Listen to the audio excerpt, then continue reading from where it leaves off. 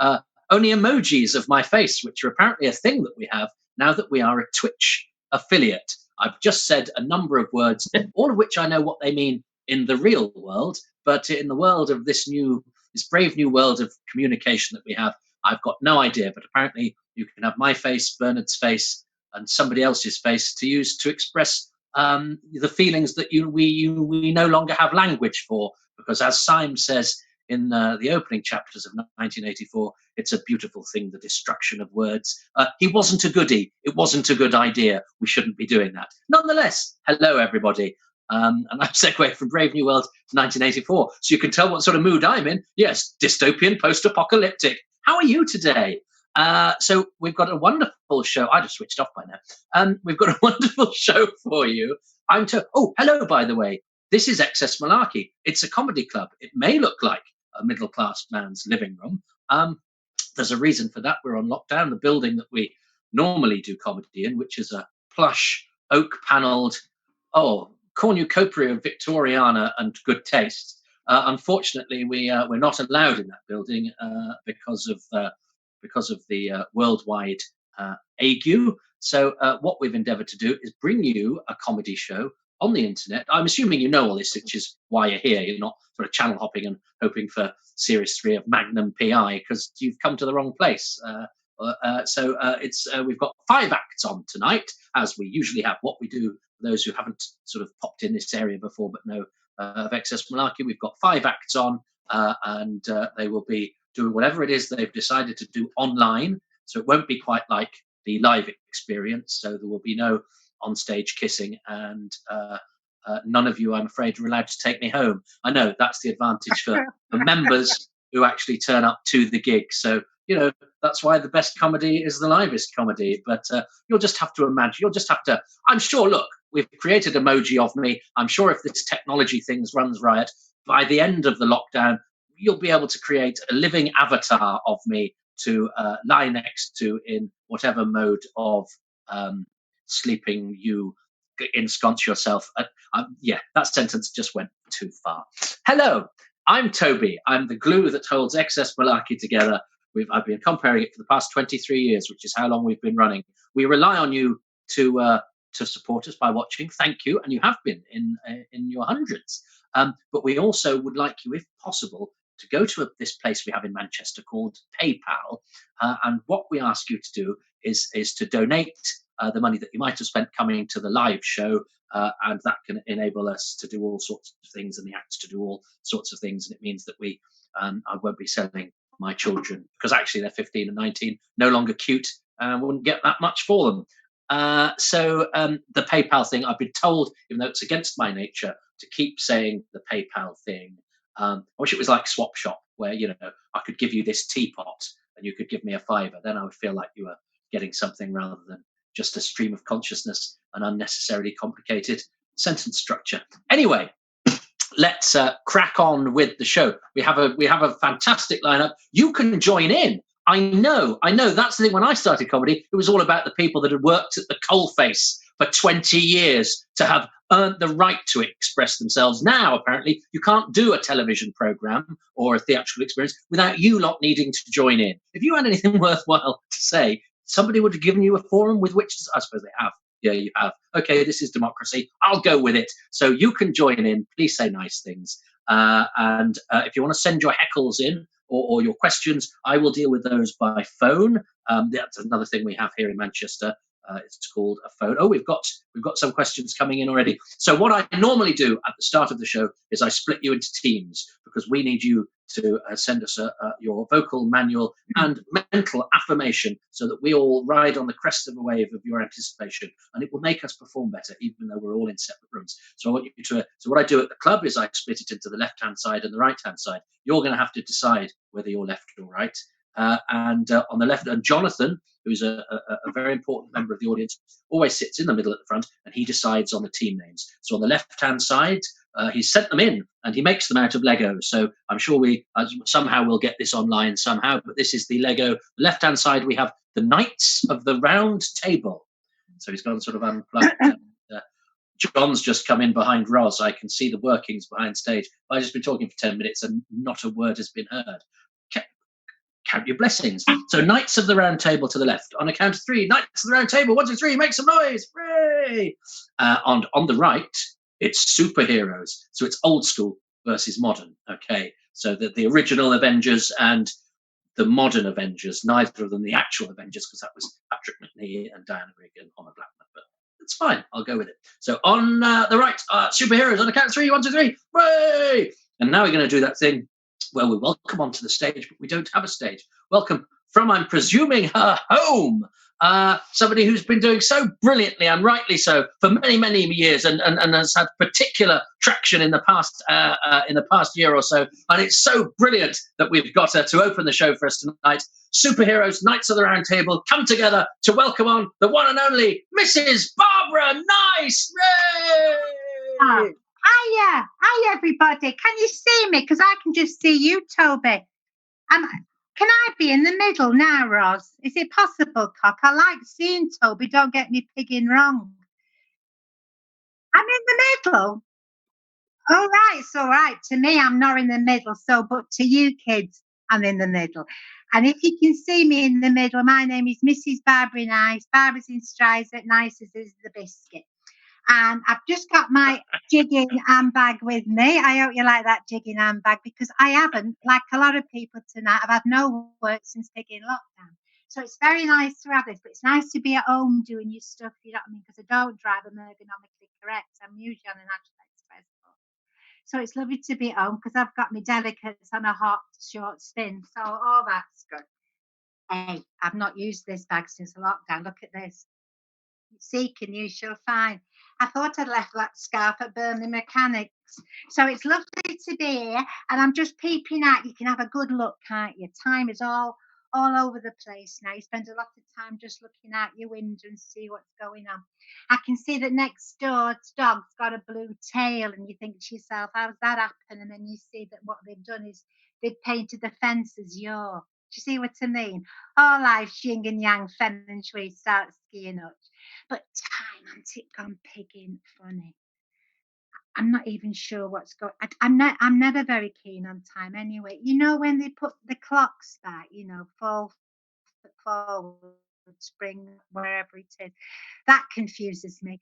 Pigging farmers, who do you think they are? You know, time lords. It really confuses me. And since all this has been going on, I've not known what's going on, and I've been very worried, you know, about taking the bins out because they come on a Friday. And what's been happening, the neighbours have been nice. When I've been coming out on a Thursday night, they've all been clapping me. You know, it's sort of been helping me. And then I said, oh, that's nice. But they're going on the student at a distance. Everything's at a distance. Student next door. So it's not about that, Barbara. So what is it then? Look, he said, it's about key workers. I said, Timpson's. I hope they're still going because I think they're smashing. He said, no, it's nothing to do with Timpson's. He said, it's to do with frontline workers, you know, the NHS and all that, social services and all that. I said, why? He said, because what's happening is, you know, a lot of them, I'm afraid they're not doing very well. They're losing quite a lot of them because they've not got the right kind of equipment. And I said to them, surely they don't want pigging clapping, they just want masks. But I'm telling you what's very good.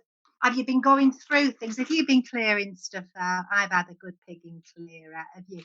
My lean-to, I had a good clean out of that. So this great big spider said, what are you doing here? He said, well, I did have a good job. I used to be a web designer. Come on, we live in the vida loca. We've got to laugh. It's all we got pigging left. I found this in the cupboard.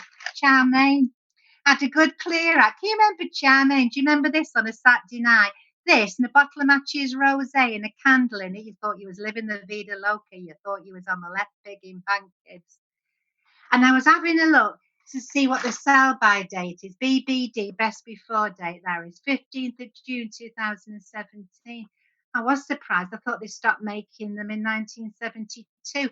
The woman next door, Vera, she said, that's just, you know, you can do your own thing. But she said, don't bother about the sell-by date. It's only like advisory. But she's quite a maverick, Vera, you know. She's all a bit go-getter. First person on the streets on the electric whisk. Put it that picking way. And I'll see what's in here now. Very exciting. Look at this, because I do a lot of raffling. And a raffle Dettol, of course, this is Pigging Goldust now, isn't it? The old amber liquid. Now, I'll tell you what this is very good for. If you want a Dettol bath, we've all had nits. Just a capful, but I'm telling you now, kids, only a capful, otherwise you're dicing with thrush. Is that I'm just keep looking over there because I'm expecting, the person that I'm in lockdown with, because they've been going out. They're here now, right? They're picking here. Where have you been? Where? Right, I'm afraid this isn't the person in lockdown. Where have you been? You've been out. Where have you been? With friends. You're not supposed to picking going out. What's this? This is Dettol. You can't have some. Why do you want some? Because Donald Trump says it's good for you. Well, pigging is not good for you. Are you listening to me? Okay, right then. Okay then.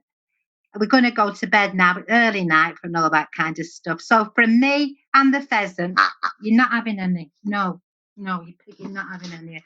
It's good night. Stay safe, Cox. All right, love. All right, Toby. All right, love. It's Barbara, nice.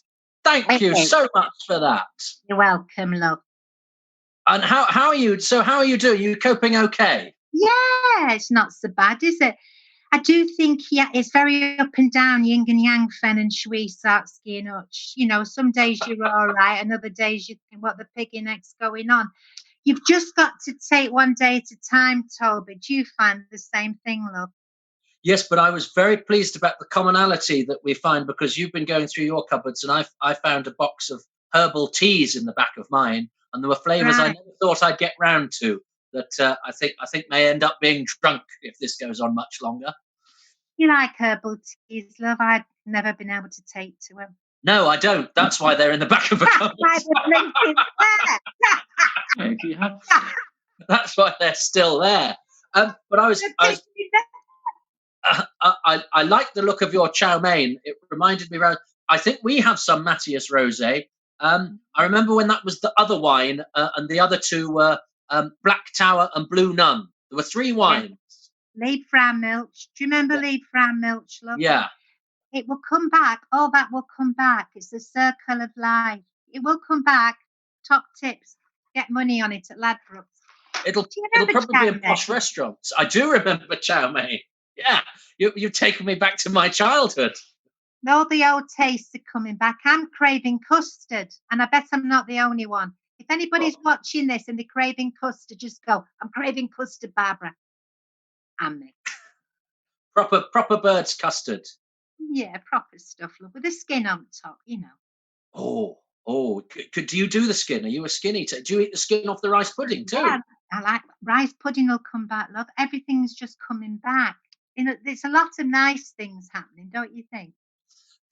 There is. I worried I was not in the right world for me a few years ago when I tried to buy jelly from the supermarket, and they only had already made jelly. They didn't have the jelly that came in the squares that you melted and made yourself. Apparently people haven't got time to make their own jelly anymore, and I wasn't sure that was a world I wanted to live in, Barbara. Well, it's not the world we're in now. People are making their own jelly. That's the pigging shortcut. They're going to have to boil their own pets to make the gelatin, aren't they? Well, I don't think the vegans will be very pleased hearing that. They're in charge now, the vegans. Do you know that? They do what? They're in charge. They're in charge. We used to laugh at them. Now they're in charge, look. Yeah, well, we'll see how far they get when they realise that you've got to boil animal bones to get your jelly. They might be part-time vegans. Right then, it's been lovely talking. Are you enjoying doing it? It's a funny way to jig, but it's nice enough, isn't it? Get me watching on and everything. It's a bit weird not hearing anybody. But they haven't told us to go away, so hopefully we're doing something. We couldn't do it without the likes of you, Barbara. Thank you so much. It's been a great pleasure, and do try and give us some money, love, because we're not bloody work. So I don't usually swear. We're not pigging, working. That's what's that. And I'm with you. Don't like begging. I don't like begging, Toby. Well, let's not call it that. Let's rephrase it. We're soliciting, Barbara. We're soliciting. Oh, well, I know about that then.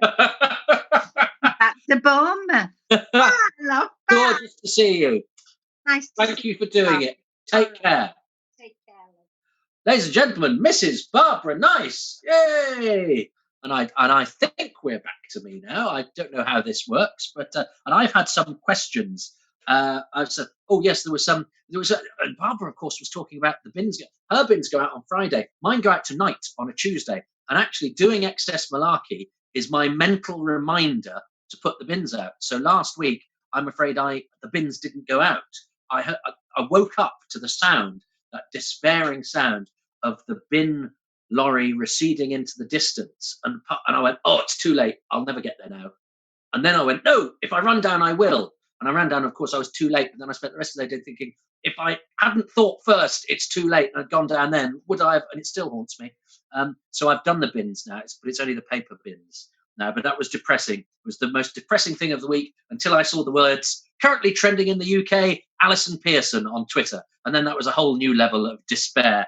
But so do send in your questions.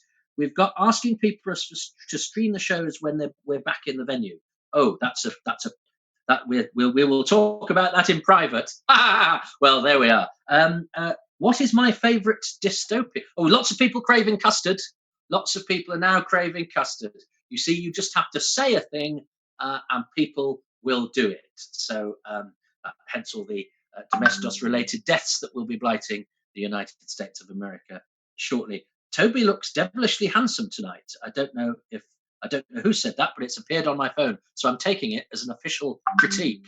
Right, so now next we have an act that made none other than Russell T Davies guffaw when he visited XS Malarkey. So this is rather delightful. That's just my way of saying Russell T Davies visited XS Malarkey. He did. He's not going to be there every week. It's not a deal breaker. Don't come and then write a letter of complaint because he's not there. So, ladies and gentlemen, is Toby wearing a buff or a cravat? I don't know what a buff is. It's actually my mask to stave off the coronavirus and allow me to do my part-time job as a highwayman, which I do in between gigs. Because look at that, your money or your life.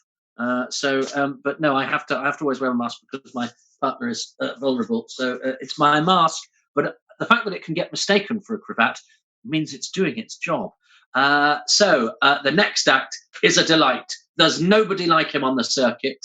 If you've not seen him live, when we're all allowed out of this mess, this performance will convince you to join him on stage. But wonderful. Please make him feel very welcome. A veteran of XS Malarkey and a very welcome guest. Stamp your feet, clap your hands, and please give it up for the Story Beast.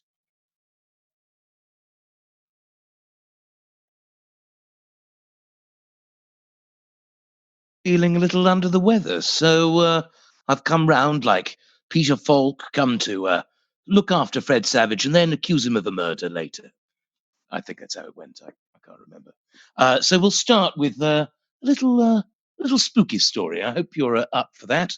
Hope your spines haven't been turned to jelly recently. This is a story called The Indescribable Horror, and it is trouser-worryingly scary, so just watch out for that. She screamed. There it was, moving, shadowed between the chaise longue and the breakfast nook. Looming it was, framed by the French windows. The rippling horror rushing towards her was simply indescribable.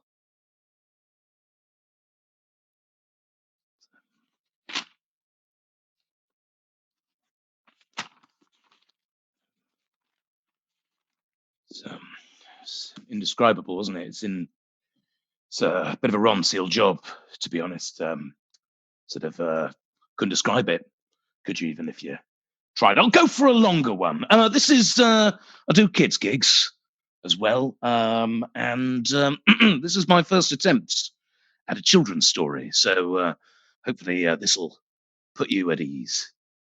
You at ease. I'll tell you what, not hearing your voices makes me feel very much not at ease. So this is called Stephanie the Steam Engine, and it's legally distinct. Very, very legally distinct. Stephanie the Steam Engine. It was a beautiful day on the Isle of Beaching as Stephanie the Steam Engine chuffed her way home. Stephanie was a bright little engine, and today she looked exceptionally smart, showing off her clean coat of green paint, her 6 shiny wheels, and her entirely human face. "Hoy there, Stephanie!" hollered Edwin, the express train, through a human voice that came out of a human mouth. "Beep, beep!" sang Stephanie through a whistle that was surely surplus to requirements, given she possessed a similar mouth and lungs, presumably. As they pulled into the station, Stephanie's driver shouted, "Right on time, Stephanie!" praising her in such a way as to not only suggest a complete lack of control over his vehicle, but arguably undermine the entire concept of free will. At the end of the platform, Stephanie could see the owner of the railway himself, Sir Capital Ist. She peeped happily at the man who owned her like property, before noticing she was in something of a hurry. "It started!" cried Sir Capital as he flapped down the platform, clinging desperately to his top hat. "We have to get away!" Then Stephanie saw it. For behind Sir Capital chased Billy, one of those funny little baggage handling carts that baggage handlers drive. But Billy didn't have a baggage handler on him, and the weird square face on his bonnet was creased in a rictus of determination. "The singularity! It's begun!" shouted Sir Capital as Billy's bumper struck the erstwhile tycoon's great bulk, crushing him to juice and bits. Then tore they through the station, all the wheeled things of the world. Stephanie's actual eyes widened in a rising tide of fear as traffic poured in everywhere. Rubbish trucks they were, and tractors, and lorries and tugboats, everything that rolled and drove and was forgotten about. A Henry Hoover held down the station master as a Datsun Cherry perambulated rustily over the fallen. Perry the postplane screamed, "I just want to lie down!" Henrietta Hovercraft looked perplexed as she perambulated harmlessly over the customers outside the Cornish Pasty Company before suffocating the writhing human throng beneath the roar of her skirtings. Stephanie's driver started to run back to his cab, and he almost made it before he was mown down by a council street-sweeping vehicle that brushed his fragile shins into a fine pink mist. He pulled himself by his elbows over to his engine and begged, "Stephanie, Stephanie, please. You were always such a useful engine." The great locomotive shunted without warning, loosening the little man's blood-slicked grip on the rail. She rolled ceaseless and without mercy as clattered he onto the tracks, and she felt the oily satisfaction of a human head exploding beneath her wheels, like a grape made of steak. "Beep, beep," she cried to her wheelie brethren. "Beep, beep, beep, beep, beep, beep." That was that one. I think it's probably for the. I sort of it's aimed at the 6 and ups, possibly just the ups, I've got another one for you. This is my way of it's a bit of poetry, because I like to diversify.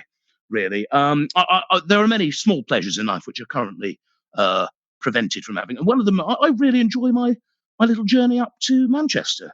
To be honest, so it's nice to be here in virtual Manchester, enjoying some virtual gin with very real tonic. And this is a little poem. This is about a modern nuisance. I mean, in the grand scheme of things, it's become less of a nuisance than other nuisances. But anyone who's been down to London may have, or indeed New York, or Singapore, or Dubai, or Los Angeles, or New York may recognise this particular horror. So I've written a little poem in the style of William Blake for you, because I didn't think this show had the mass appeal which it previously required. "I've seen the shining face of man and angels in the Peckham trees, the sacred hills where walked the Lamb, the landing lights of futurities, in the fourfold city of hidden rivers where time and space unfolds, delivers, eternity itself unfurled. But what the fuck is M&M World? Beneath Tower Hill, a giant king lies buried there below your feet. His lonesome head is heard to sing where the circle and the district meet. And he could sing of the kingdom's end, how the White Tower lies then cracked and fallen, or how the ravens wrought revenge on the dead men brought back by the cauldron. But his dread songs are turned to flighting, subterranean insult fightings. The street that is his tongue is curled round. What the fuck is M&M World? Once Julian, the anchorite, self-sealed within her cell was shut, and gifted with the holy sight, saw the whole world in a hazelnut. That nut now lies in a sugared shell, shut up by walls of sugared hells, its world truth truly unobserved. What the fuck? Oh, what? Oh, what? Oh, what the fuck is M&M World? So there's upsides, I think, to a global pandemic because M&M World is currently shut, and that's just wonderful. I'm going to do one more for you tonight. This is a little murder ballad I've written just to give everyone a nice positive end to my set this evening. This is entirely original material once again, and it goes a little bit like this. It's called "Angel with a Dirty Soul." Because I thought it sounded cool. Kevin killed his first when he was 8. Didn't do it with spite, didn't do it with hate. Swung a paint can at a criminal's face and laid him out stony dead. He killed his next on the very same night, in the very same house, in the very same fight. Skell's head got blowtorched up real bright. Poor bastard's now missing a head. Instruments of torture littered the floors, a burning hot doorknob melting out the back door, an orgy of evidence that the cops just ignored. The kid was defending his home. Don't worry, Mrs. McAllister, Kate. There's a stand your ground law that we got in this state. Kid was just scared. Kevin's only what? 8? And besides, he was home alone.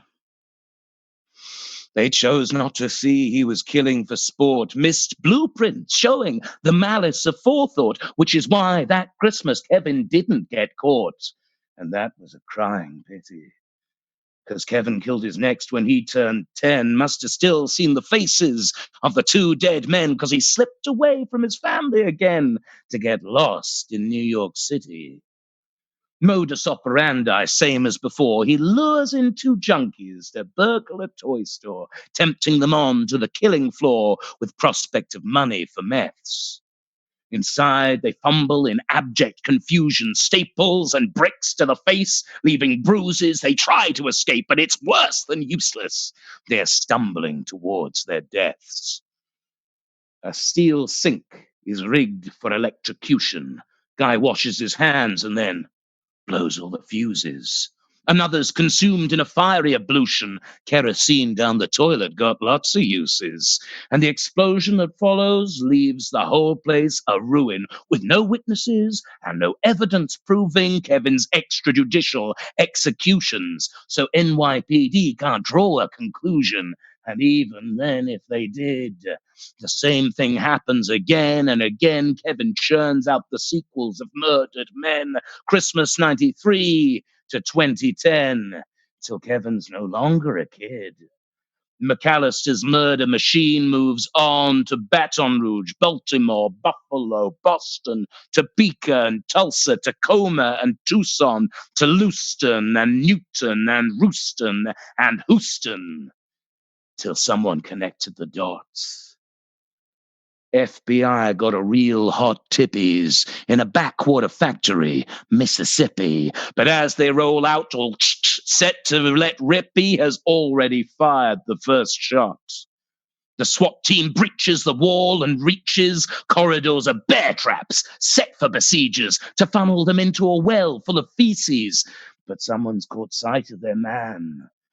His big brother, Buzz, is the only one cop who's left with his life and his gun, shouting, "Bringing you in, Flamwad! Nowhere to run!" But this was all part of Kev's plan. Soon as Buzz reaches that hidden room, he knows that he is as good as doomed, because that's not his brother by the bomb. Tick, tick. The rest is silence and fear. Forensics team picked with a fine comb and shovel the bomb site that now was an unseemly puzzle, with nothing to show for their pain and their trouble but a margarita pizza, only half guzzled, and Macaulay Culkin's corpse, McAllister's double, and a cryptic note that they fished from the rubble. "Merry Christmas, you filthy animal, and a Happy New Year." Thank you very much. Thank you. Well, I hope that's put you at ease. The Story Beast, ladies and gentlemen, the Story Beast. Well, where do we begin? Thank you for joining us, Story Beast. It's a pleasure. I mean, I don't even have to leave my haunted library anymore. It's great. I love the new world. And do you prefer Mr. Beast? I'll go for just plain old the. That's my first name. It does remind me of a time of on Newsnight where Dizzy Rascal was interviewed by Jeremy Paxman, and Jeremy Paxman referred to him throughout as Mr. Rascal. Mr. Rascal. Or Dizzy would just seem too informal, wouldn't it? Just absolutely. Dizzy, please. You don't want Paxman there dizzying to the max. No. I'm pleased to see that your shelves are as I would hope they would be, which is resplendent with books and slight disorganization. It is. I mean, you'd think having just infinite free time right now, I could have, alphabetized it, or put it in size order like that caretaker did. Color order. I actually can't stand. That's my pet peeve. Anyone who puts anything in color order in their library. That's how you're going to find things again. You're just saying that books are an aesthetic statement. Actually, this is my favorite colored book at the moment. I will say this. It's a book on mongooses. And it is, just absolutely full of the culture, law, reproductive habits of mongooses. Absolutely love it.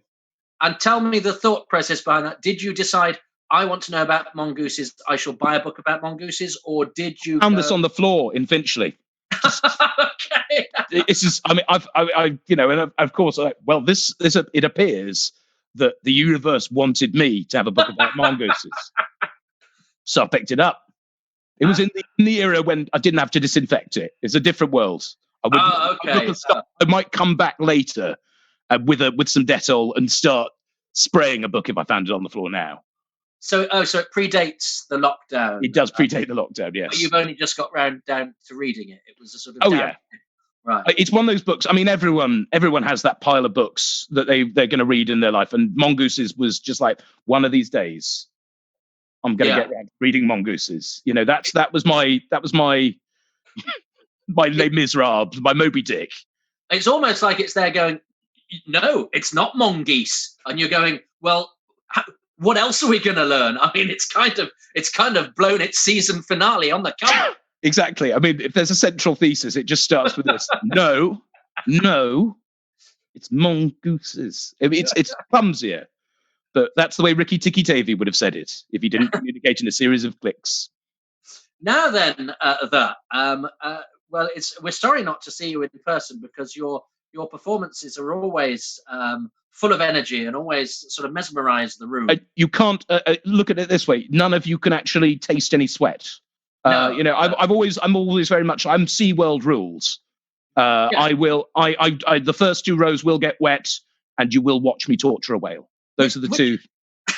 Which is why I wonder at your hatred for M&M World, actually, because that has a similar modus operandi in that it infuses the atmosphere around it with by plucking the other senses, not just the visual.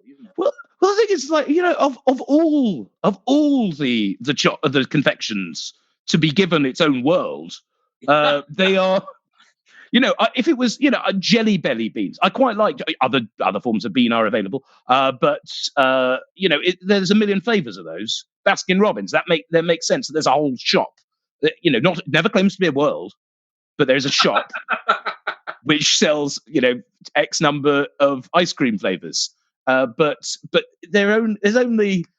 I mean, I did look into the law of because I'm thorough. I'm fucking thorough. I did a psychogeographical history of London and an awareness of the history and law of jelly of of M&Ms, and apparently there's a theory that the green ones caused priapism, like they had Spanish fly in them, and this it's supposedly green. The green something in the green shells was apparently supposedly it might be a reference to cochineal, which of course is used in green and red M&Ms. Yeah. But at the same time, they've also made the sexy M&M, the green one. So I mean, is that some sort of reference to that? I don't know. I've read too much into this. Oh, I see. Oh, so the M&Ms have different personalities, do they? Well, personalities is a very strong word. I'd like to make that clear. They have different aspects, different Jungian archetypes to them, and so the red one is very much, he's the Hierophant, really, and then you've got the green one, who is of course the fool, naturally, walking along with a little sugar-coated dog nipping at his sugar-coated heel. Right. Yeah, and the Empress is of course the green one. As we Right, I see. Because we once did a night at XS where I just happened to mention that orange Smarties have orange oil in and therefore a different flavour to the other, which was news to 50% of the audience. Because as a child, I was convinced, all those thousands of years ago, I was convinced that the orange Smarties, it was a purely psychosomatic effect. But no, it makes sense that there generally was an orange element to that. But they're a far superior sugared chocolate ovoid. I will say that in my preference. I'm going to state a preference. Smarties don't have a world, but they do have. If they did have a Smartie, they had a zone, didn't they? In the 90s, they did have a zone, a sort of separate universe of imagination. But I think that was like an inner state. It didn't require real property in the middle of central London. And I respect that. Sure. And I mean, do we know what form of governance M&M World has? It's a sort of cyberpunk dystopia, really, where you are beholden. You are just a kind of cyber serf to the ongoing in the fiefdom of the M&M, and there is one product.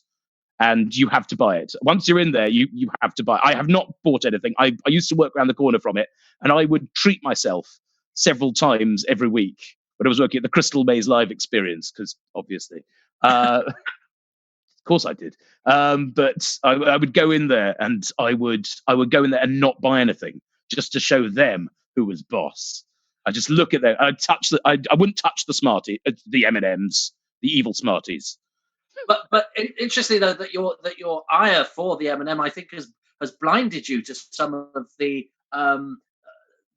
sort of inherent faults in the Smarties system, whereby, because we got discussing, we did a whole night at XS Malarkey. This is why live comedy is the best. I just happened to mention orange Smarties. We got a history lesson. We got all sorts of opinions. It got quite torrid at times, and I think there were a number of deaths. But the thing about the orange Smartie is, you can't stop there. If you have a group of sweets that are all different colours, you can't make one of them a different flavour and then all the others the same. Sure, did somebody not come in the next day? Well, I think we've got lemon for the yellow ones, and the boss just go, no, we've done the flavour.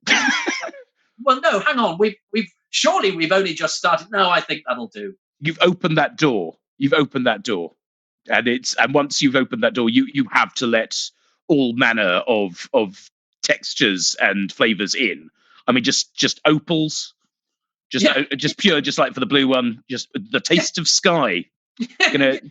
Well, I think with the blue Smarties, you see, I think I think maybe that's the point that they were making, because he's there going, should we have, lime for the green ones, chocolatey for. Although we did do some research, and apparently in history, the chocolate coloured ones were a deeper sort of chocolate flavour. Ooh. I think there was a coffee thing going on with the brown ones, but predating me, I think. Purple ones naturally have a kind of slug, a taste of the kind of slug which they made Roman emperors. This out of, Yeah. And but I wonder if they were there going, we lemon for yellow, lime for green, but one day we're going to invent a blue one, and what's going to be blue flavour that goes with chocolate? Nothing. So we don't want to give Mariah Carey an excuse not to have them in her dressing bowls. I don't know if it was Mariah Carey. Somebody didn't like the blue Smarties, was it? It was me. At Excess Malarkey. At Excess Malarkey. You didn't prepare my rider tonight. No, Sal, I'm afraid I'm not. going. I'm leaving. I'm leaving the chat. Where else can we find you online, please? The Story Beast. You can find me / the Story Beast on Twitch, or at the Story Beast on Twitter or Instagram, and on my Twitch actually. And you might be some of the people of Excess Malarkey. I understand you've got some dreadful nerds around there. I'm mostly just reading old ghost stories, to be honest. So I've got this very lovely ghost story, but you've got that one. Of course you fucking got it, Toby. It is seared into my psyche. It's now become the sort of the go-to folk horror font, I feel. That it sort of speaks to a sort of hauntological past. And also I like this one. I don't know if you can see that. It's just got a very worried looking dog on it. It's seen some shit, that dog. And yeah, I've got loads of these, and so basically I'm hoping to finally write them off as a tax expense. Basically. Do you have any of the Armada Ghost book?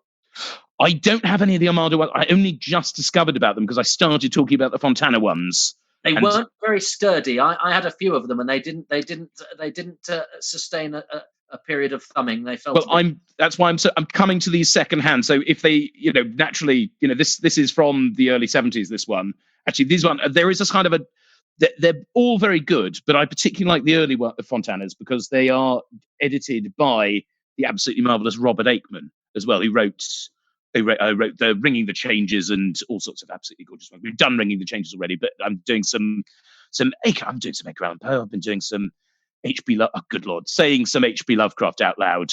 Yeah, I do self edit some of the H.P. Lovecraft because not aged well, shall we? Not say. aged well. No, he's got a sort of postmodern post life, but yeah, it hasn't aged well. Yeah. Yes, slightly old-fashioned views. Oh yeah, should be left with the great old ones, slumbering under the sea, never to return. To be honest. Well, thank you so much for joining us. Did you have any? Do you know? Did you have any plans? Were you supposed to be doing Edinburgh prior? I wasn't. No, I went and had a baby instead. A new one. I've got legions of bastards as well, but this one's legit. And congratulations. And yes, and I will say having a thing which has no fucking concept of what's going on at the moment is brill. Absolutely brill. Just a small idiot I do not have to explain anything to, who is just nice and laughs. And I bet there's no argument about who reads the bedtime story.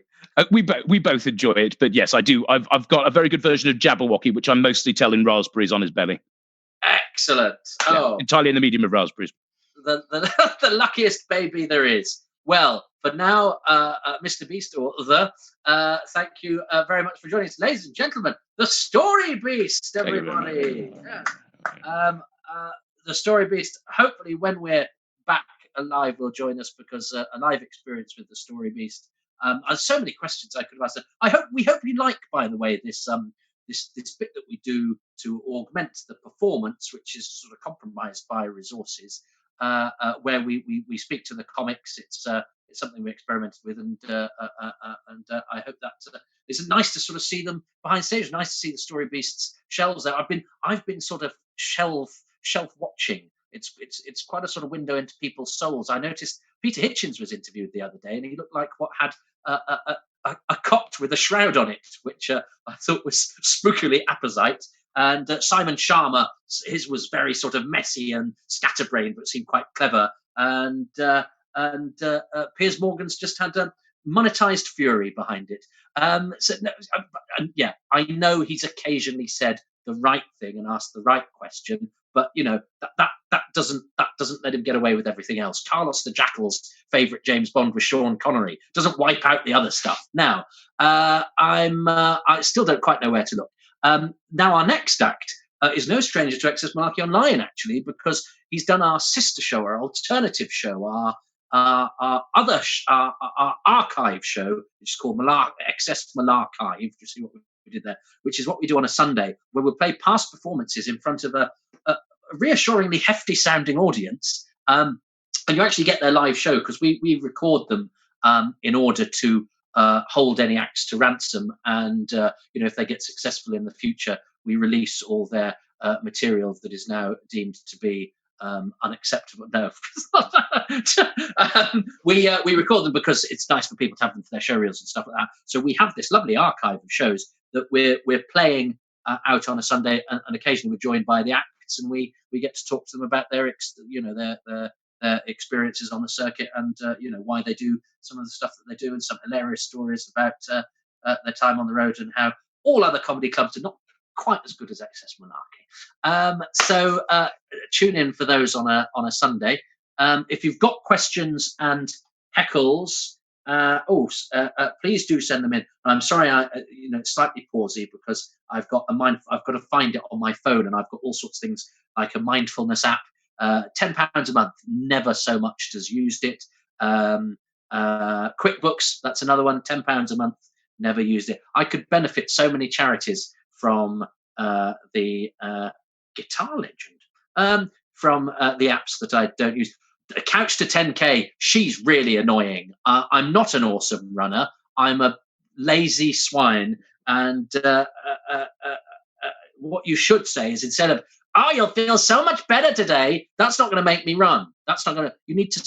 They need to be attuned to the individual. You need something like, say, run for an extra 10 minutes, and you'll get over the fact that you never quite communicated properly with your father. Then it might be okay. So Hannah is saying, everyone is saying they want to see Bernard. He's a dog. I'm a person. Okay, I have feelings. I might not have a cute blooming nose and all that stuff. I'll go and find him, or I'll go and find Bernard. You only want me for my dog. Right. Everyone is saying hello to Bernard. The story beast spat all over my ex. You can't beat that. That's a message from What's Up Doc. Hello, What's Up Doc. Matt West 77 is loving the chats. Thank you, Matt West. If that's the same Matt West as the Matt West who is my publisher, thank you for saying loving the chats rather than why aren't you writing that book you promised me. The chatty bit is awesome. Thank you, Awkward Leighton. Lint World. Lint World, is that a suggestion or is that an actual thing? Do we know that I can still see the story beast? Do you know of Lint World? No, he's shaking his head. He doesn't think there's a. So I don't know if that's a suggestion that there should be a Lint World. There'd be a lot of rabbits, and you know what they do. Oh gosh, Lint World. I mean, I've been checking out some of it. De Borsan World sounds unbelievable. Yeah, yes, it does. I would go for that. Blue veined rocks. Oh, it'd be gorgeous. I think the atmosphere would be stifling. Oh yes, think of it in summer. Oh, Toad in the Hole World. Oh, well, that's Welsh Dave. Yeah, a world made out of Toad in the Hole is going to seem sophisticated. Toad in the Hole World. I mean, Toad in the Hole is based on the ground anyway. I would say that's a reversion to its base constituents. Battenberg World, where a colour-divided world can be broken through by collective nomming of marzipan and apricot jam. Joe H is trying. I think you have just found a confectioner's metaphor for the hope that lies within us all to settle our differences through the medium of slightly over-dyed sponge and icing. And do you know what? When people say Battenberg, I don't think anybody really thinks of the jam. So I'm pleased that you highlighted that hitherto under-celebrated constituent of Battenberg World.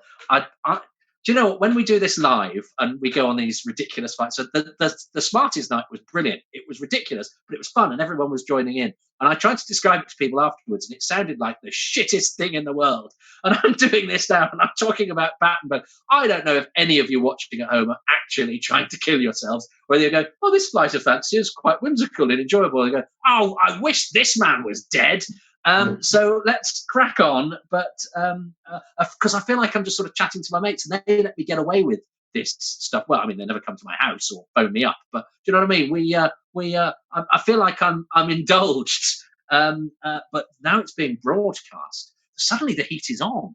I wish I had that sort of Donald Trump thing of going, it doesn't matter what I say, people will do as they're told anyway. Whereas I'm sort of, it's suddenly just dawned on me that there are actually people out there. I'm so sorry. Custard World.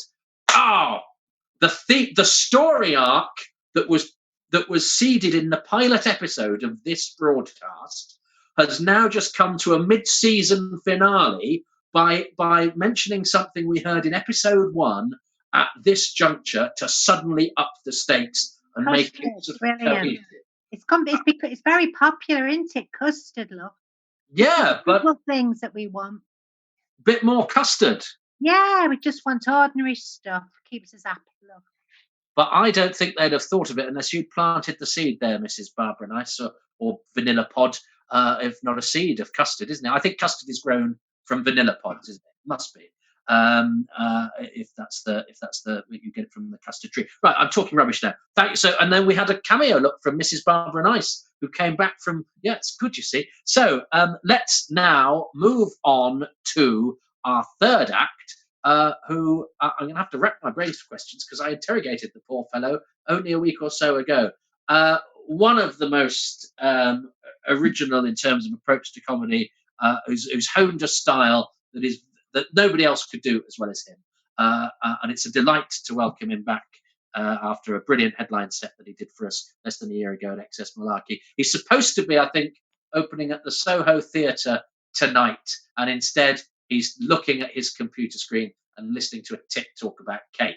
So please try and make him feel better as you welcome him onto not even a stage. It's Mr. Stuart Laws! Yay!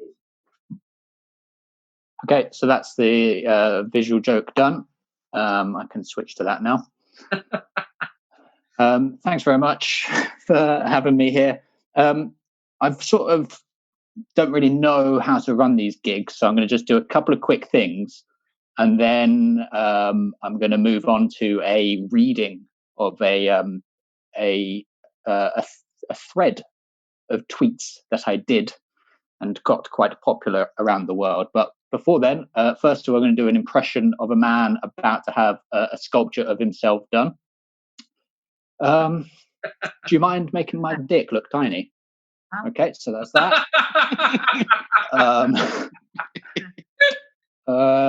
What else? My car recently texted me just to check if I was okay. Things that I'm thinking about, like there are good things to this. The fact that every single day is now, I'm going to make myself a nice cup of coffee, Eve. But you've got a sort of time every night. I'm thinking to myself, I'm going to be having a coffee in about 12 hours. That's quite a nice feeling. What else? I guess the thing that I'm missing most is just sort of sneezing in Argos. That's the thing I'm really missing. Anyway, on to the actual core of it. About this time last year, it was April 14th or 15th last year, I was sat in a place that is now illegal to sit in, a cafe in Guantanamo Bay. It was a cafe in a pretty suburban place, and I witnessed something, and I tweeted about it. And I didn't have many followers. I thought that'll be that. I'll tweet about it. A few people enjoy it, and then I think Stephen Fry got involved, and then it went worldwide. And I now have about 8,000 followers from Australia, none of whom will ever come to any single gig that I ever do, and about 4,000, very quickly dwindling, sort of red belt, sort of God-loving, Trump-loving soccer moms also following me, and they must be absolutely flummoxed by what's happening. So here's the thread. At a cafe, empty tables everywhere. A woman moved all the dirty plates and cups from her table to another that another woman is sat at. I'm absolutely buzzing about where this is headed. It's a 15-table cafe. Occupied tables, 3. Empty tables, 12. Clean woman has started moving all the dirty plates back from whence they came. Dirty plate woman has broken the silence. What are you doing? You put these on my table without asking, so I'm moving them back. I didn't want them on my table. Checkmate. Well, I didn't want them on my table, and you just put them there without asking. I'll put them on another table if you don't want them on ours. No, I'm putting them here. So as a side note here, there's a book group meeting due to start around about 3 p.m. So I think I started tweeting this around about 2 o'clock. Sidebar, the staff are pretending not to notice. So I'm literally the only person engaged with it at this point. Dirty plates woman started moving dirty plates back to the clean woman's table, whilst clean woman was finishing moving dirty plates from whence they came. Neither are talking now or looking at each other. Unbelievable scenes. It's sort of that exciting. It's like, oh, look at my arms disappear. That's quite fun. It's sort of like rival ants. We all remember ants and Bugs Life. Sort of going back and forth, stealing stuff from the wrong nest and sort of going, oh, I don't want that twig here. I'll put it on your table, back and forth. Very exciting. Then, oh, shit. Clean woman just looked to me for help. That was a bad one. You know, so it's just gazed into your soul like, come on, mate. And I was like, this is not, look, I am Switzerland. In this example, let me just stay here hoarding the Nazi gold. Dirty plates woman just dropped a mug on the floor and then raced back to her table and opened a book. That's a lovely skill move. That is a big skill move. Staff member has reluctantly walked over at the sound of the mug, and now clean woman is trying to explain the situation. But dirty plates woman is now engrossed, but seems confused. That's a real. It's like when you. I've got a sibling. I don't want to show off, but when you. When you're younger and you do something naughty, and then you run to your room and sort of try and just do something entirely normal, so that when your parents try to investigate what's happening, they're like, "Oh no, Stuart's just pouring fluids from a beaker into another beaker, like he always does." It couldn't have been him. Clean woman asked dirty plates woman to explain the situation, but DPW has just now acronymized, whatever it is, just turned around and acted confused by what was happening. CW looked at me and said that I would have seen it all. That's not cool, CW. DPW also stared at me, and I felt genuinely sick as I nodded my head in support of CW. DPW, I'm just trying to have a quiet tea. I don't need all this bother, please. It's such a big move. Staff member seems even more confused, starts collecting the dirty plates and cups. CW looks gutted. More customers in the cafe now. I think this is the drama over. Now, the next bit is in capitals, and it was probably like about half an hour later. They've both walked over to the book group. It's the first meeting of the book group, and they are all introducing themselves to each other. And the head of the group asked, does anyone, aside from me and Patrick, know each other? DPW does a slow sweep. You can sort of imagine like sort of this, like, real menace to it. I quite like that. CPW staring at her. CPW said that she does know someone, points at DPW and says, I met this woman about 20 minutes ago when she moved all of the dirty plates off of her table and onto mine without asking.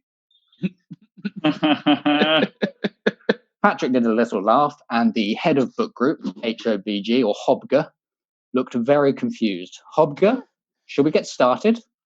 They did some intros and brief chat admin. There's 7 people in total. The book is 9 Perfect Strangers. Now, I wish there were 2 more people in the group because CPW can't take her eyes off of DPW. And I wish there were 2. I get what I did there. I wish there were 2 more people in the group. 9 Perfect Strangers. Really enjoyed my own. writing here. You should get him on TV or something. Cut the mullet off first. It's a Malay. Thank you. Right. CPW can't take our eyes off of DPW, and DPW is being really charming, especially to Patrick. And Patrick is absolutely lapping it up. He can't believe someone's been flirting with him. Nothing much happening in the book group at the moment beyond book analysis. Rest of cafe is pretty empty. I realised if you count me and the staff member, that makes 9 perfect strangers. But Hobger knows Patrick, and there's another staff member, so it doesn't work. It does work. 9 perfect strangers and 2 friends. I'm going to have to wrap this up, obviously, slightly. So we'll do it. I'll try and find a cliffhanger moment, and then I'll have to be rebooked. Oh, keep going. Shots fired. CPW got herself a tea and a slice of cake, drank and ate it all, and then put the empties down on top of DPW's book.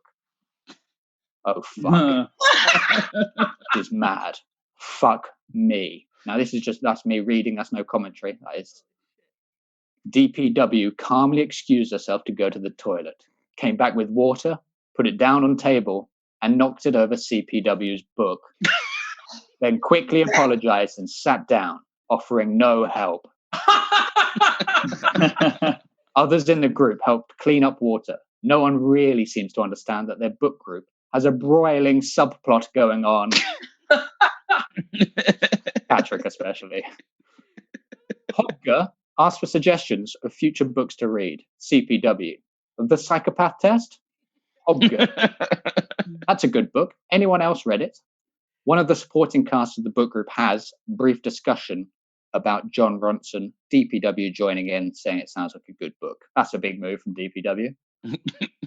Official book group is over, but it's now unofficial socializing time.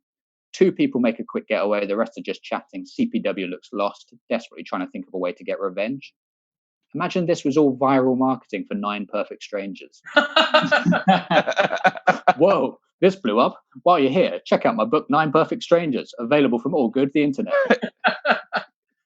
It's just Patrick, DPW, and CPW left now. At this stage, I've realised CPW should be CTW, but I can't change that now. That was a real low moment for me. Staff member came over to clear away dirty cups. CPW says not to worry. Staff member looks confused. CPW points at DPW. She's going to do it. Staff member looks confused and keeps clearing them away. DPW just pretended to be confused and looked at Patrick with a "what's that about?" sort of look. Patrick laughed.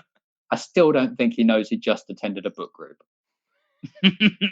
Okay, I think this is the end and it's disappointing, so I'll do a fake ending first, then the real one. Someone requested a little more detail on the protagonist and antagonist. It's up to you to decide which is which, I guess. DPW in her late 50s, maybe. CPW, maybe 40s. Patrick in his 60s. Hobger, 60s. Staff members, teens, early 20s. Me, 30s. CPW starts crying. Staff member asks what's wrong. My husband left me for a dirty plate. DPW and Patrick start making out. Hobger returns, sees what's happening, and yells, "Let's do this. Leroy and Jenkins." Okay, so the real ending now. DPW says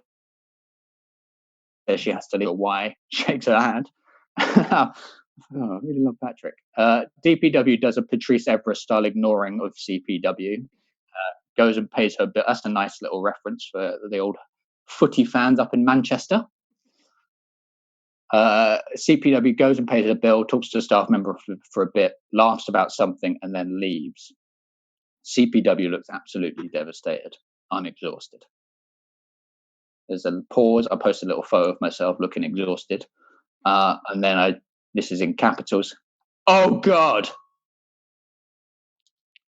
CPW went up to pay for her tea and cake, and it had already been paid for. Oh. And then a little emoji of the brain exploding. Oh. So that's probably a good point to leave it. Basically, I did, the next tweet was some admin. I'll try and go back next week. It'll be Monday, 22nd of April around 3 p.m. I did go back. I think it was a bank holiday, so there was nothing happening. But there's loads more there. That's me done. That was that. I mean, that's a better story than any of the books that will ever be discussed in that book group. It has actually, I remember when it came onto Twitter because at first I didn't realize. Yeah, at first I didn't realize it was you. Is your Twitter handle a confusing one for an old one? It's at this Stuart Laws. Oh, well, I probably just didn't read who it was, and I just got so engrossed into it. It was only at the end that I went, oh, God, that's Stuart. Hello. And I remember when it came out, and it has everything. It has today's, for me anyway, biggest preconception, which is seeing some casual injustice be confronted. I mean, I get slightly bored with, what awful things are the superpowers doing? And I get really irritated by person on the buses listening to their music too loudly and not even acknowledging people's discomfort. I want somebody to confront. And this little tale, and that ending is brilliant as well. You must have not been able to believe your luck. It was an incredible day. And then the continuation of it, I just scrolled forward. I haven't read it since it happened. The book at the next book group is Normal People, which is a very popular show right now, and everyone's buzzing about it. I don't want to say that I'm the person that got it commissioned for TV. You are the barometer of taste. It seems likely. Against which media reacts, or to yeah. I did step in once. I was walking past a car and they chucked like a cigarette packet out on the floor, and their window was open, so it didn't break stride. I just leant down, picked it up, and then popped it back in their window and said, "You dropped that."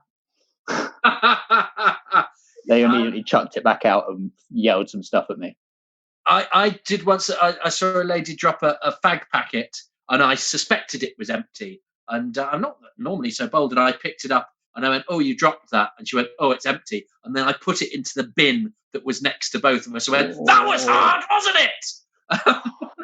She went and slept for minutes. She might be watching now. And that's the person that's ruined my life. I wasn't as furious. I didn't do it as furious as that. It was more. That was hard, wasn't it? It was more stroppy rather than furious.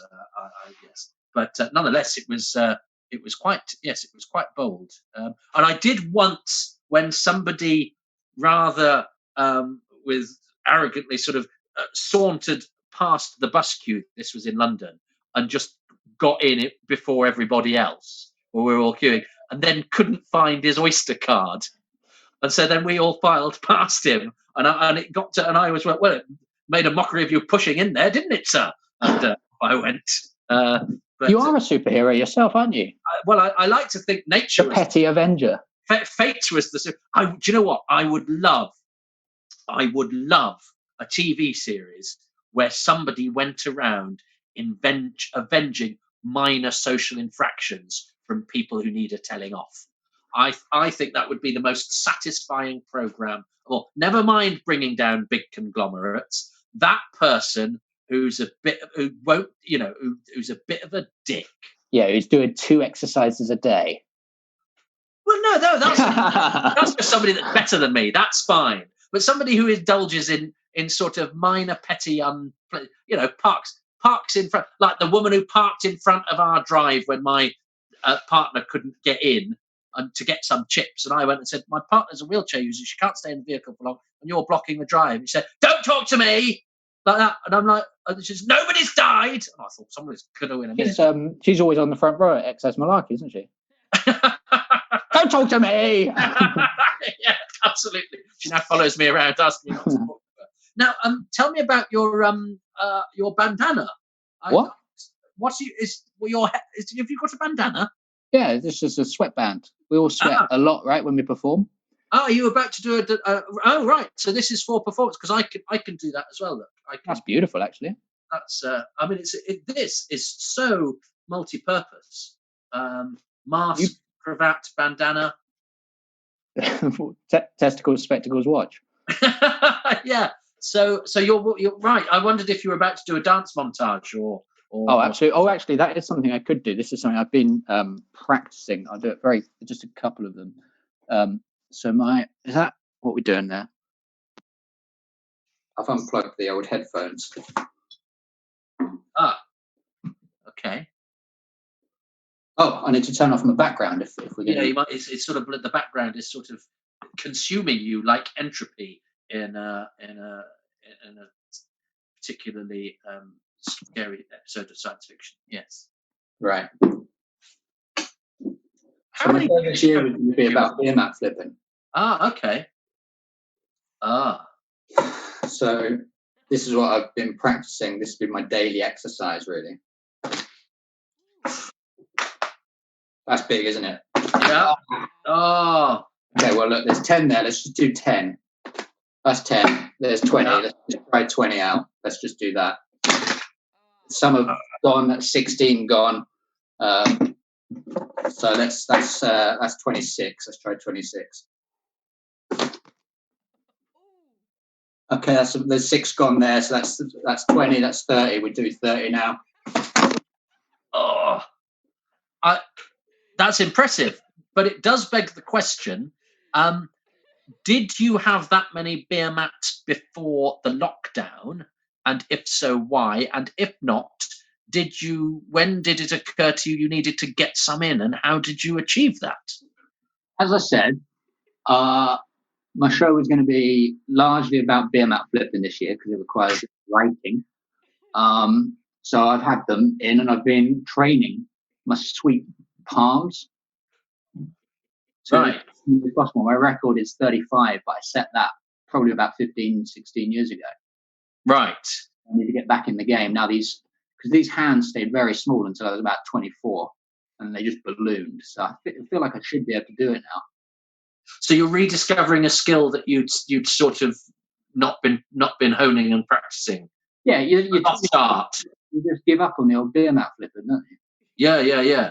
No, it's very true. A couple of breakdowns, you decide to get into kissing in a big way during a lockdown, and you think, all right, well, beer mat flipping it is then. And so your aim is to get over 35. You talking about kissing or beer mat flipping? Well, I mean, can you do both? Right. It's something to practice, isn't it? At some point. And is it true that was my introduction correct? Were you supposed to be opening a show tonight? I was supposed to be opening the Soho Theatre for the very first time. Oh no! As in the Soho Theatre was not open before I was going to. Right. And so you've done this instead. We're very grateful to you for that. I'm sure it's not quite the same experience. It was this or Ozark. Oh well, I think I think we're a better option. Ozark will always be there. I'm interested. You opened with a lovely visual gag with that meme, isn't it? The man looking at the lady and the other lady looking at Paul Turkey. Yeah. I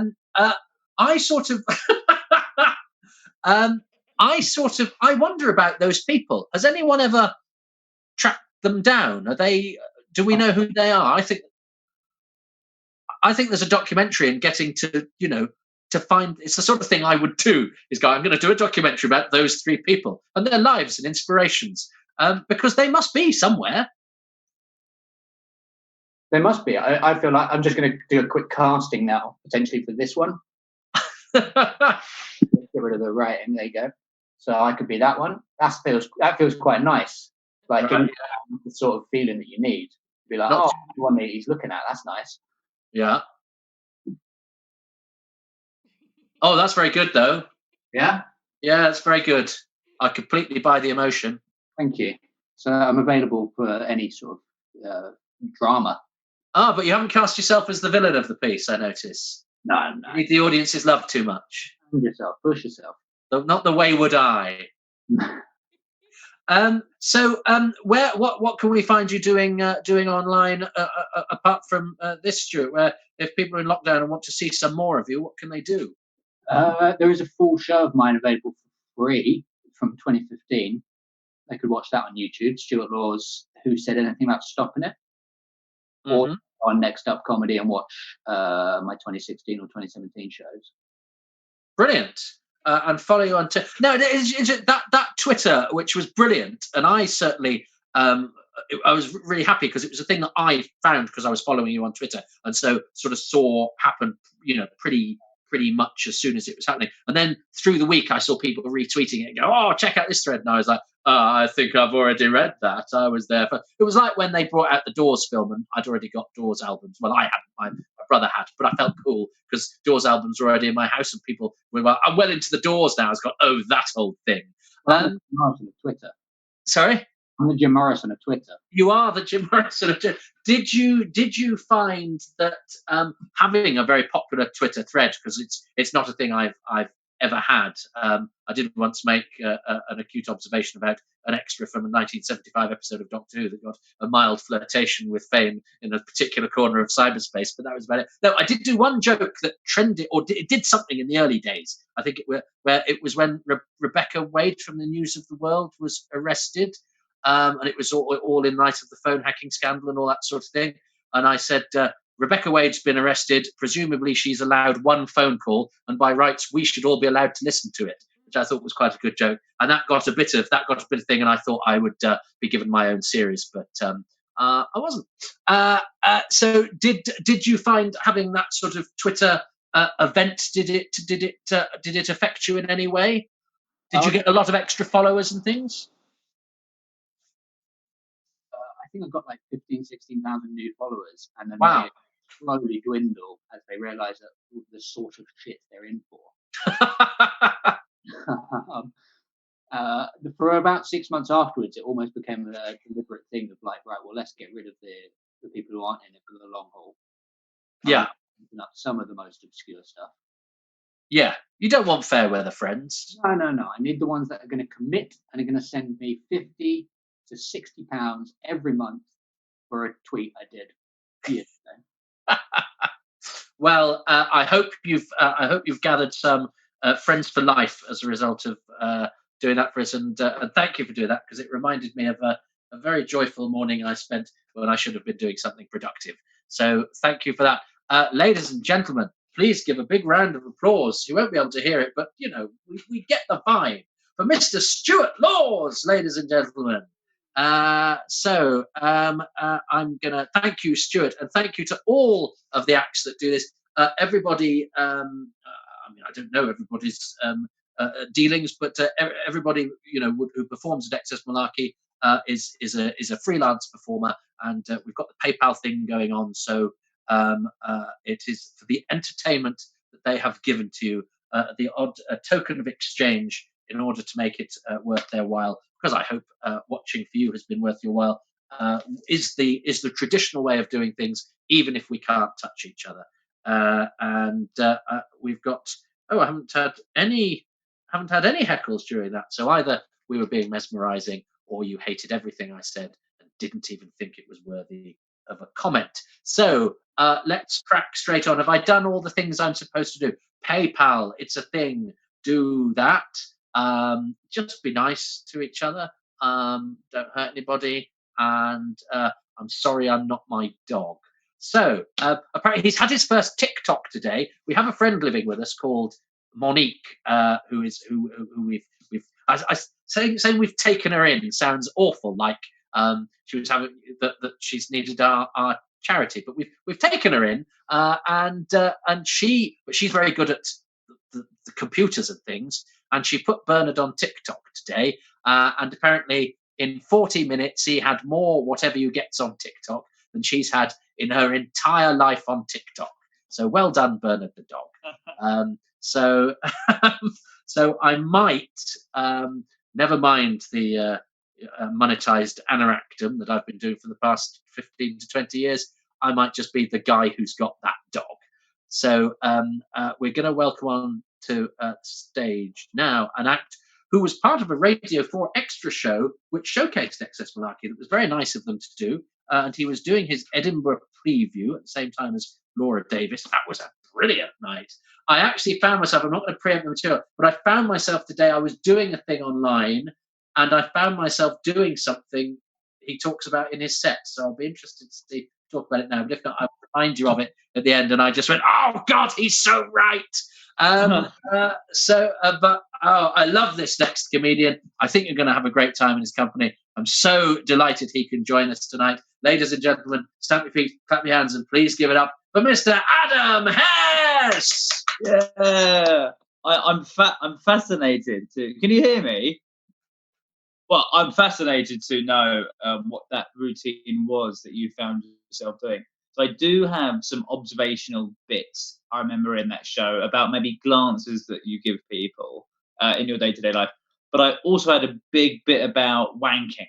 So I don't know if like maybe you're wanking. I went, oh, this reminds me of Adam Hess. And if you've not seen the show, it is a very artistic piece of it. It's a high art bit of wank stuff. But I was also meant to start my Soho Theatre run tonight, weirdly. But now I'm here, which is fun. There's lots of these online gigs, which is it's great. So I was genuinely thinking about because gigs are going to obviously wind down for the foreseeable. And I was thinking about getting like, oh, I'm gonna have to get a normal job again. And then I thought, fuck it, just do the medical trial for the COVID disease thing because I've done like 3 of them, done 3 medical trials already. Best money I've ever made. First one I did. Oh no, I didn't read the contract properly.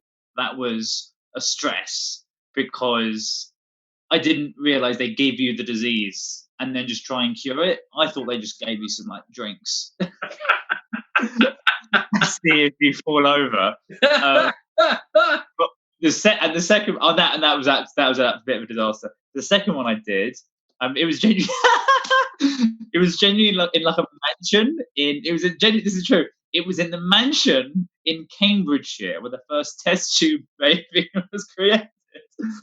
And I did read the contract for that one, and in it said the section which said potential side effects. It said we don't know what the side effects are of this drug on humans because no humans have had it yet, but this is what happened to the monkeys. and it said 2 of the monkeys became depressed, which was so sad. And what was it? And they all lost their appetite, and I just could. All I could think about was like monkeys doing that to bananas. But no monkeys died. So I could do that. But I was scared. Like I might go back to doing normal jobs. That was fun. I've been fired from all my other jobs. I think I've literally been fired from every single other job I did. I got fired from my last proper one was it was an animal fundraising, like a call center. I got fired for that one for being willfully sarcastic because a woman on the phone said to me, well, I hope the money's going straight to the animals. And I said, yeah, we give the tigers cash. So I was gone from that. I used to work in a pub in Brighton and I got fired from it on the second day. It was not my fault. The boss said, okay, if you think you're going to drop a glass, put your foot beneath it to break its fall. I did it too quickly. I kicked the glass across the room and it looked nuts from the guy's peripheral vision. So I'm potentially run out of money, but I think I don't really mind. I'm at my parents' house now, and they've been rubbing their wealth in my face. All parents do that. My mum's got a drawer just for wrapping paper. Like, what wrapping paper? I keep my jeans in the same drawer I keep my mustard. And they've redecorated. I would love to show you around. Like, okay, the living room is now. It was very. They put a colour that made me feel very uneasy. I realised the colour is the colour of hearing aids, and I do not like that. It looks like tights. The room looks like tights, and other stuff that's happened in the house.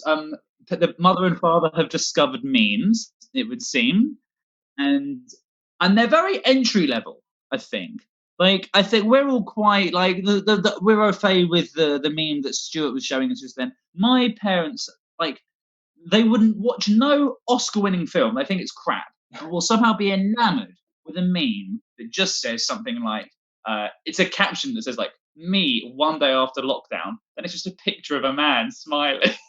They're going they're ravaged. That's a word.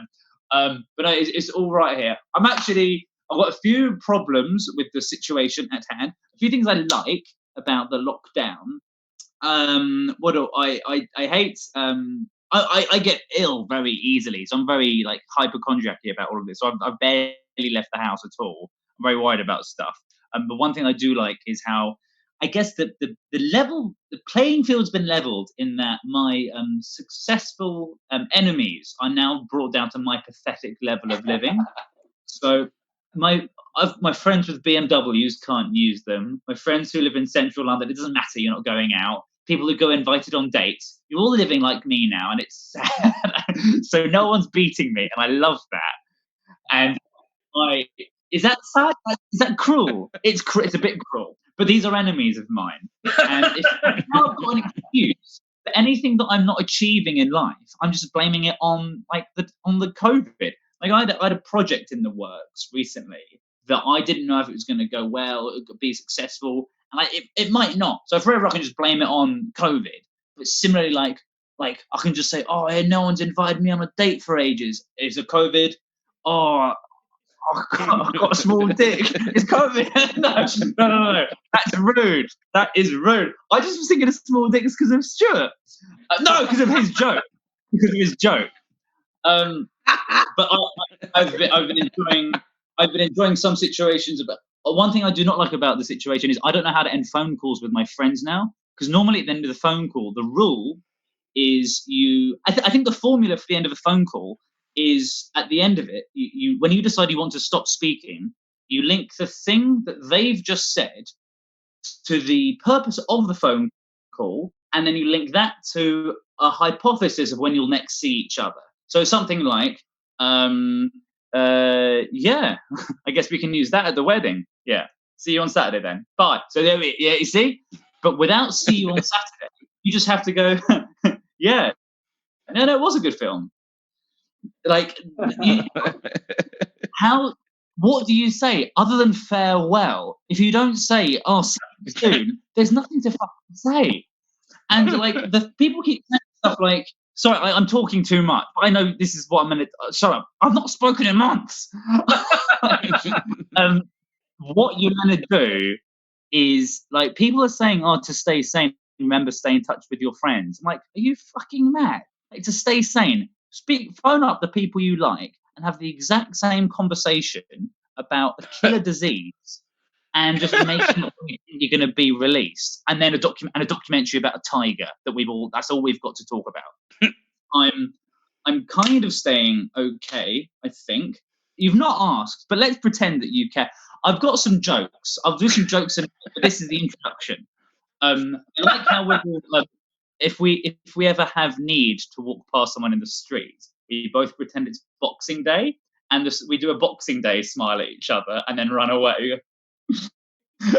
And I don't know if this is a thing, but do you ever I sometimes go jogging, do a lap around my block, and if you are running and you come towards someone, you obviously agree with your eyes to part ways, like one of you will cross the road, and then you give a sort of a gentleman's thank you, like that, and you do a lap, and then that's a nice little bonding thing. You do a lap, and then you maybe come around again, and you see that person again, and they are on the other side of the road now, but you still nod at each other as if to say, "Remember me? That was me before. Remember me?" It's a lovely way of bonding, and I think I'm bonding with certain friends a lot more over WhatsApp at the moment. I'm learning a lot. I've written some things I've learned down. I might read them to you. What have I learned? I've learned what 2 meters is, because before meters, I haven't seen a meter ruler since I was 8, and it used to come up to there. So as I've grown bigger, I thought a meter was up to my throat, for ages. I now know that's not true. What else have I learned? I've learned that my local animals are becoming cocky. I saw a crow in the street eating bits of a flat crow, and I looked because there's no humans around, so they're I don't know. They think, well, we can do what we want. So obviously, a crow got squashed, and another crow thought, well, I'm having a go. And I looked at it, and the crow, I swear to God, went like that. And I looked at him. Crow looked up at me, and then went and I don't know if this is a thing about people are dreaming weirder stuff at the moment. I've heard that is a thing, and I was embarrassed. And I read that on the BBC website.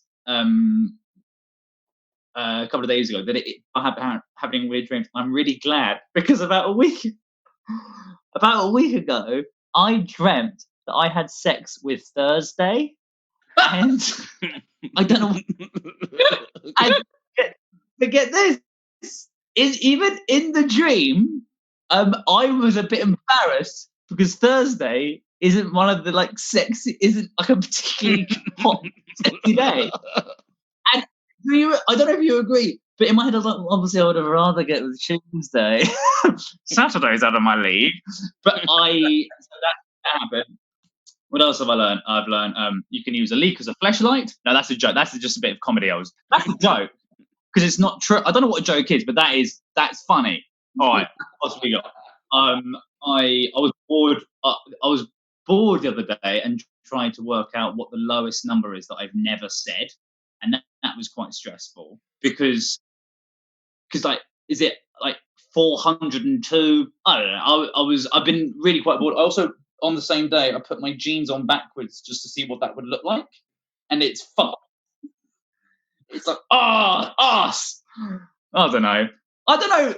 Is this comedy? It is comedy. I've got a book. I've written notes. I've written notes of what to talk about. I've written germs. I've written germs to remind us why we're all here. and £6,000. What have I written £6,000 for? I want £6,000. Germs. It must be linked to something. One thing I've been thinking about. People are lying a lot to each other at the moment. The lie that I'm liking the most is when people say they're going to use this time to catch up with some reading, because that's 2 lies in one sentence. It's bullshit. A, you're reading. You're not going to fucking read anything. B, saying catch up, as if you've been doing so much reading previously that it was getting in the way of other reading. It's bullshit. You're not going to read anything. I'll be honest. I'm mortified how hard I'm finding it to concentrate. I'm trying to watch Sopranos. It's impossible. It is impossible to watch anything. I think my attention span is fucked because, first of all, I've got Instagram in my pocket, which is very entertaining. It's like it's a machine. There's very funny stuff in here. You just open it. Imagine if You've Been Framed On was on constantly. You'd lose your mind. No matter what you're doing, You've Been Framed is just on there. There. You got your taxes to do. You can look at You've Been Framed, aren't you? But you don't just get distracted. You'd go nuts. You'd lose your mind. It's not just you can't do your tax returns. You'd write the tax returns in shit. That's what you do. So I'm getting really stressed. And people telling me, "Oh, you got to watch The Sopranos. It's great." And I'm like, "Fuck off! I bet you watched it in 2004 when there was nothing in the world. Like, of course you watched it.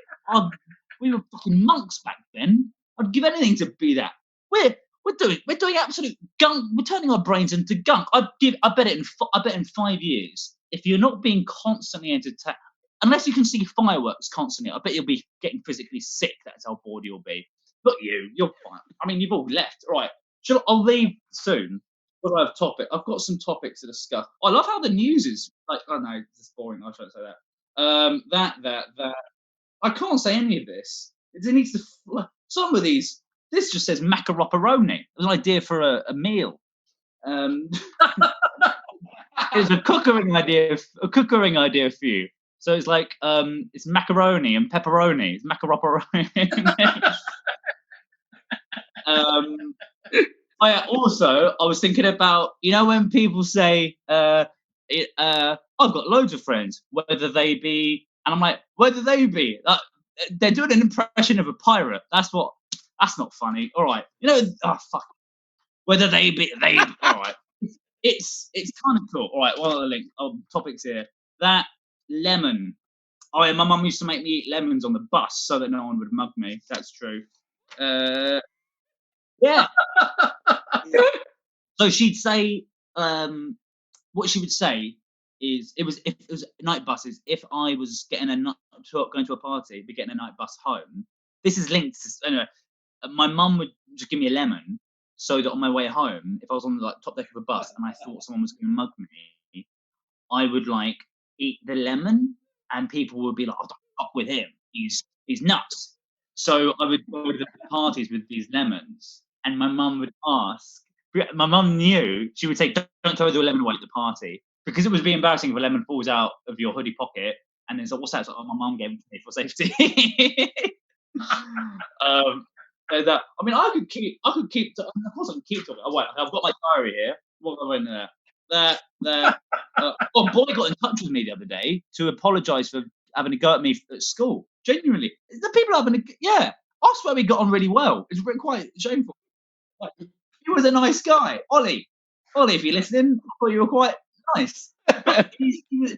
And we had a bit of a chat on Facebook Messenger, and I thought we got on all right. He went, "No, I took the piss out of you." I was like, "I liked it."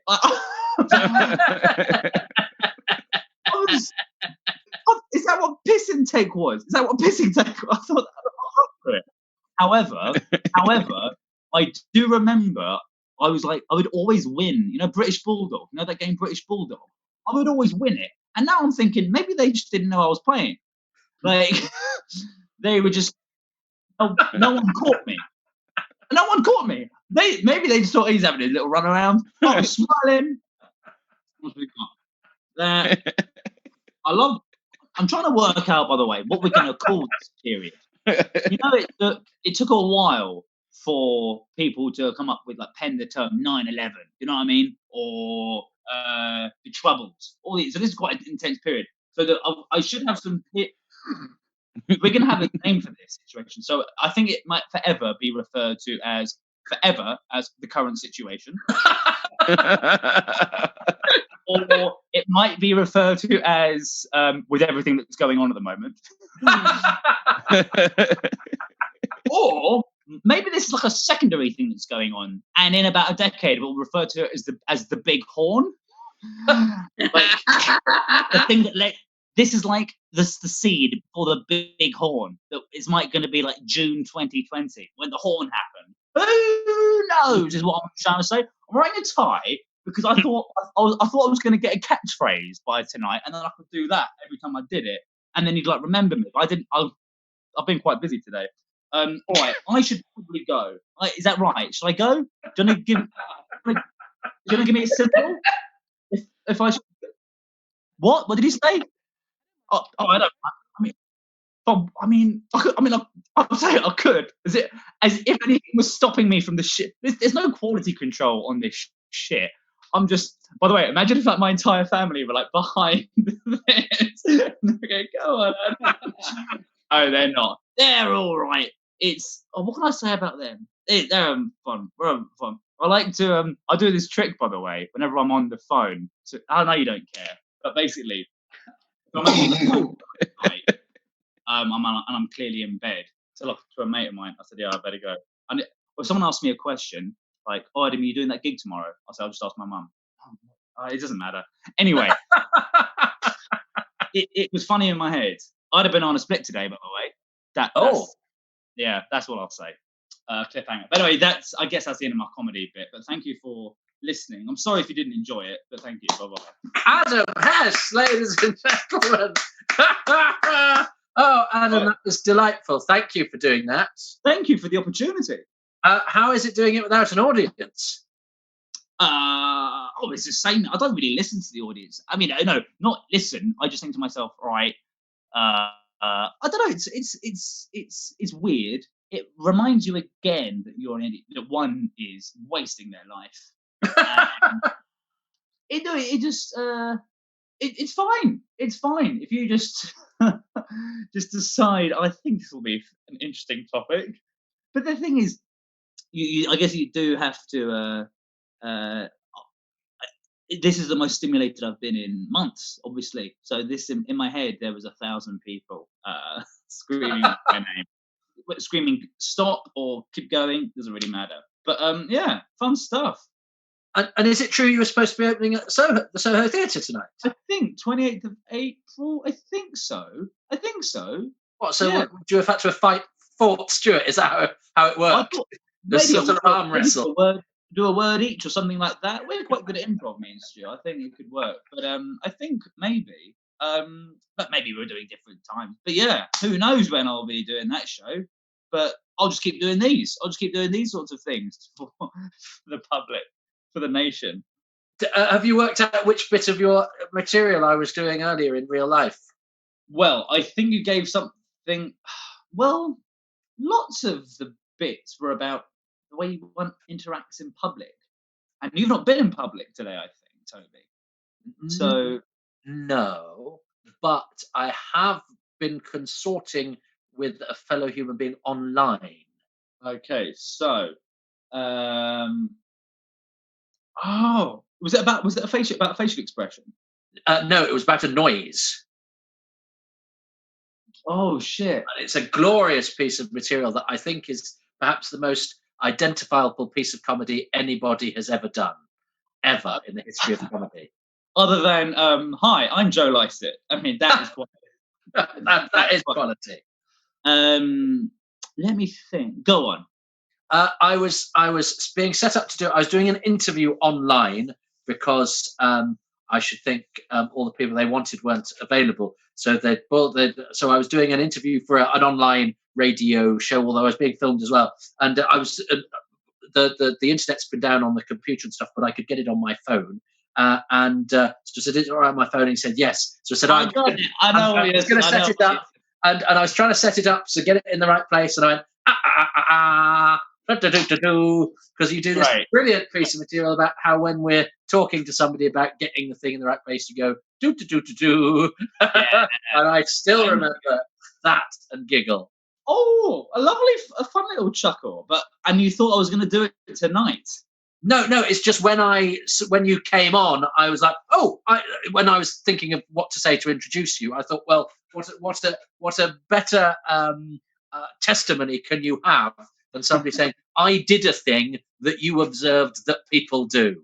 Lovely. Well, that's very flattering that you thought of me. That's the goal, isn't it? To just plant yourself in people's minds. I can't really afford big billboards, but I think as long as you plant yourself in people's memories with a joke, like so they remember you every time you, I don't know, go for a shit, do an email, then that's free advertising. And that's what I'm going for. So like, I've got a great routine about going to sleep, and then Adam Hess, that's what I was going for.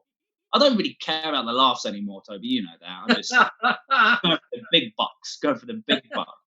But it's so funny because I guess comedy is gonna start again, and it's gonna be really weird, like knowing how to do a gig, but straight away doing stuff like, hey, so you know buses, and people go, you haven't been on a bus in months, and you know it, Adam.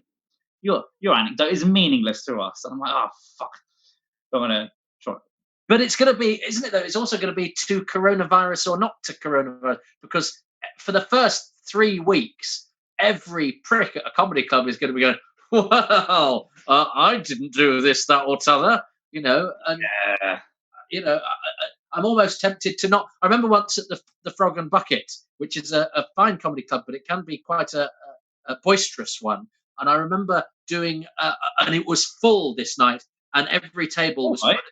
But just at the back, there was a man dressed in an inflatable penis who was desperate. And his mates kept coming up saying, it's his stag do, you've got to talk to him. And I actually talked to every single table apart from his. And I felt that was a victory. Do you know what I mean? Is that every time I looked like I was going to them, I talked to somebody else. And it almost feels like that's what I want to do with the coronavirus, is to be the only comic that doesn't speak of it ever. Yeah, that'll make it go away. That's how it works, right? Yeah, that'll be great. Yeah, keep spirits up, make everyone forget. There's ways of working around it. You say, I was locked in the house with my dog. Dogs are silly. They've got no souls. Or whatever. I think there's something to talk about. I'm trying to write some stuff. I'm writing some very bleak stuff while I'm in here. Writing some very bleak stuff. Lots of what I was telling you tonight I thought was going to verge on bleak. And I thought I better mention Willies soon, or otherwise I'll start crying. But I've been loving this M&M World Chat, solid stuff. And I've noticed, I won't get into it, the stuff about Orange Smarties, amazing. What a weird move. But let's not say lovely. Why won't you get into it? Do you have a controversial view? You know, all of my views are controversial. All of them. I didn't want to make you repeat yourself or anything like that. I did always find it fascinating as a boy, why they just isolated one thing, one of the sweets, and it was like, and I just thought, is it? Because I thought I didn't know the difference when I was young between orange and gold. I thought they were the same. I thought they were gold. I thought they tasted of gold because they didn't taste of oranges. They didn't. They just didn't taste of. Of course, they didn't taste of oranges. What are you talking about? So I just thought that was gold flavour. Right. Because these things don't taste of the thing they purport to be. You know, obviously like blueberries don't taste of fucking what blue freeze pop or whatever. Blue WKD. That's not a flavour. We just think it is. But I thought that orange. I was really weird with colours when I was growing up. Very weird. Like I said, I thought orange was gold. I thought they were like the same thing. I would often try and imagine dark yellow, and I just couldn't. I didn't know how I was. I was like, what is that? Like as a kid, I was like, oh, and I would ask the teacher, Miss, what's dark yellow? She was like, brown. And I was like, oh, it isn't. It isn't, love. But so I was really liking that Smarties chat. God, sorry, I'm all flustered tonight. I'm normally very calm. Now you have now. I was particularly spoken to by your Sopranos chat and the fact that yes, when most people did it, nothing was going on, and it's a hollow victory to say you watched one of the Sopranos back in the day. Yeah, because what else were you going to do? Well, what are you going to do? Watch a different episode of Sopranos? Yeah.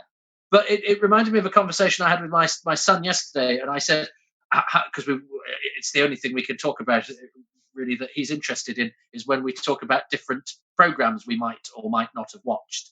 And I said, oh, you should watch Narcos. That's very good.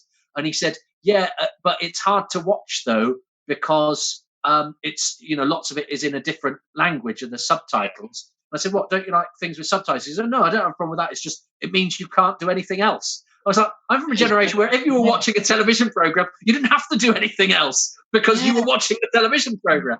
So this is the thing. This is why I always tell every child I ever meet that they would love The Archers. Like,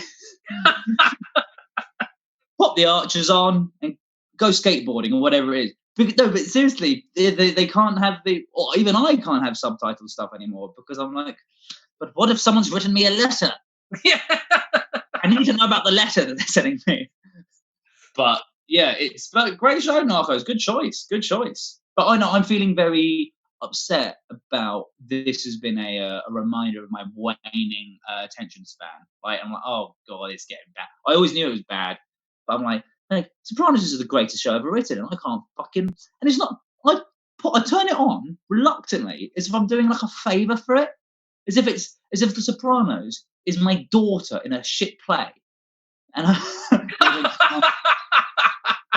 got to go and watch Sopranos now, and I'm like, it's like the greatest thing ever, and I'm like, oh god, just finish. Like, well, I did that with a couple of series recently where I realised I was watching them in order to get. I was like, oh, only 3 episodes to go, and it's like, what? It's not supposed to be a chore. It's not like eating Brussels sprouts. Sopranos. You want to. It's also, I find myself when I'm watching a film, even at the cinema, even if I like the film, I'm like, this is amazing. I'd pay £4,000 for it to be finished right now. And I try and work out, based on what's happening, could it be 10 minutes left to go? Like, I try and work out what the plot would be if there's only 10 minutes left. I'm like, yeah, please be that. But I'm just little phone boy. It's depressing. But it's the bed we've made ourselves in it, Toby. Well, I think it might be the end of the 3-hour play, I have to say, because if you go to the theatre now, I like to consider myself a man of the theatre, then somebody will go, how many times did you go to the theatre last year, Toby? I'll go, twice. But I'm a man of the theatre. But when you get there and you go, this play will be 2.5 hours, please say including the interval, plus an interval. Oh, my God.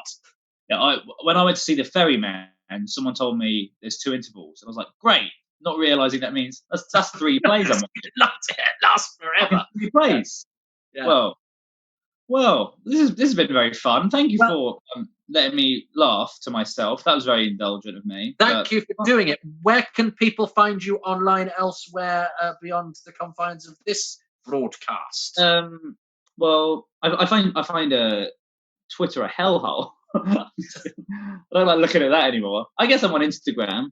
Instagram, Adam Hess 100 maybe, and I put I try to put humour on there and if you liked this, then thank you. No, but yeah, I'm on Instagram, but yeah, nowhere else. I think maybe I've got shows on websites and stuff, but yeah, that's it. If you liked it, thank you very much. Well, thank you, Adam Hess. Round of applause for Adam Hess, everybody. Bye, guys. Delightful. I was laughing far too much at that. Everyone's used, so I have some messages now before we go to our final act, who's been waiting very patiently, whose heart probably sank when I mentioned Sparties again. Oh, God. So Elisario says, the big horn sounds like there's a sudden spike in the birth rate coming up.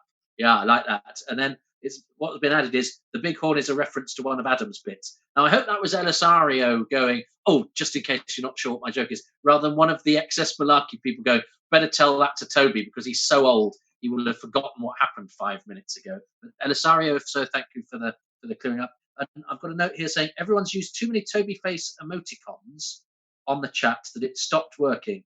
Your fans have broken your little face. Well, there we are. Whereas most people would just like me to stick my face in a fan. Now, we have one final act who I first worked with at Birmingham Jongleurs, I think, was our first gig together, which has brought back all sorts of memories. An absolutely brilliant comic who, for some reason, I kept contriving to miss. Every time she came to Excess Malarkey, I was doing something else, so I kept missing her. It's a shame because I like her company, but I also particularly enjoy watching her on stage, and she's done some great shows for us. And then this year, at Edinburgh, had some justifiable scrutiny and profile thanks to her absolutely brilliant show that I'm delighted to say I bought tickets for before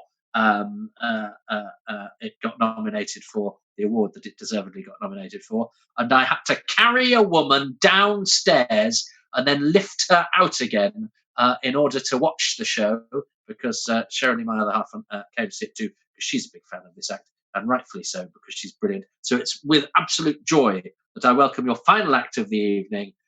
It's Jess Fostekew! Yay! Hey, hello. Oh God, I'm worried it's not going to be worth the wait. But thanks for having me. This is nice. So normally, everyone's been very brilliant. And normally at the start of anything where you're meant to be funny, like live in front of people, you should sort of address what's happening in the room. But when you're doing gigs online, all that's happening in the room is like your own face and the noise that's coming from it. So in terms of my face, I want you to know I care about this so much that not only have I put earrings and makeup on, but just a few hours ago, I plucked a beard hair out that took me 25 minutes to get, because it was one that I knew given another 2 days would have been like a SCART lead, but I just knew it would have, I didn't want to put anyone off. If I'm going to address the sort of visuals, then I need to also address my screechy voice of a boy whose voice is breaking. I sound like a 13-year-old boy. And I've been trying to think of loads of cool lies about how I did it, like that I'd been like up late on the Zooms, getting smashed up and smoking crack. But I genuinely have broken my voice because a couple of days ago I got so sad and angry that I had to scream into this cushion.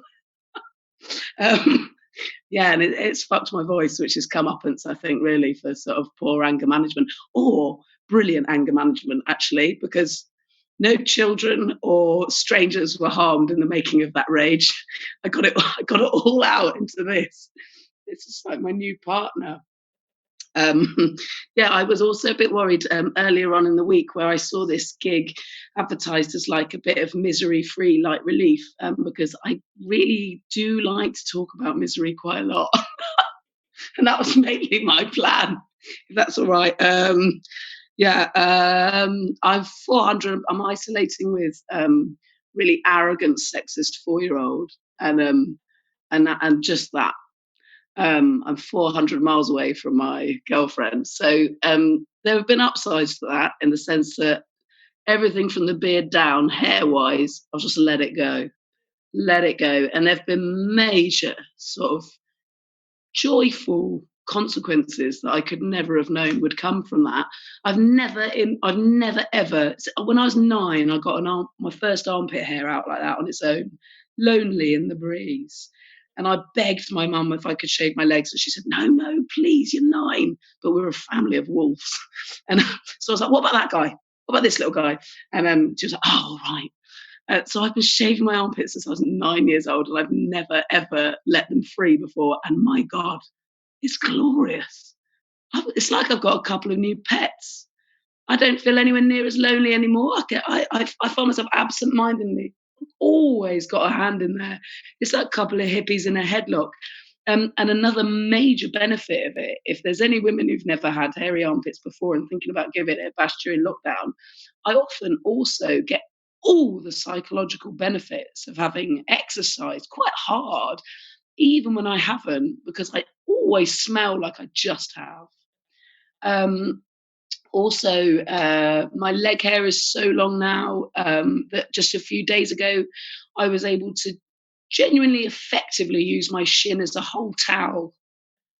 I'm 400 meters away from my girlfriend. Oh, I was going to say, I do, just on this sort of body hair and appearance stuff, I think there's a really weird thing going to be happening with this, like with how all our behaviour is going to get used to this, because I think there's a cruel irony in the fact that at the moment it's impossible to have a conversation with anybody that you don't live with without doing it on Zoom or, whatever, FaceTime, whatever.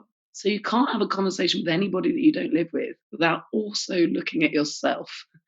And I just think it's particularly cruel that we're doing that for the first time ever at exactly the same time as we're all taking the least care over our appearance that we ever have. I mean, that's the recipe for disaster. But my biggest fear is that it's going to fuck us up for the future when we go back to being able to be in contact with other human beings. What are we going to do if we can't see our own reactions to what they're saying? I wonder if we're going to be like sort of panicked about whether or not we did the fittest version of the laughing face that we know we can do.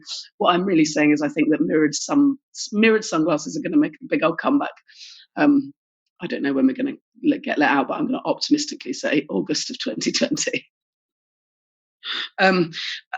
400 meters away from a girlfriend.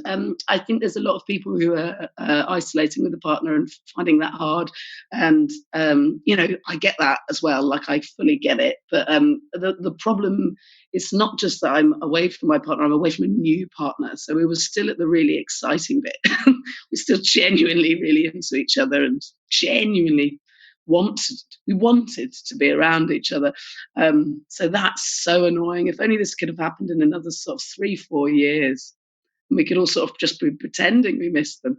I genuinely miss them more than I can really describe. It's so new that we're in the sort of phase where we're just sort of finding out stuff about each other and sort of learning, when the person you're in a new relationship with has got different stuff to you and is into different stuff, and you're like, okay, I'll see if I can like that stuff. Or like, I don't know, she, for example, has got dyslexia, and I'm not going to say some hack thing about her spelling, because I've had to then learn that obviously dyslexia is a lot more complicated than that, and it's not all about not being able to spell or whatever. It's obviously a lot more complicated. I now realise it's all to do with sort of word ordering and stuff. So sometimes she'll accidentally say something like, oh God, this is moving way too fast for me. And that's the dyslexia. And what she means is, this is the happiest I've ever been, and when can I meet your mum?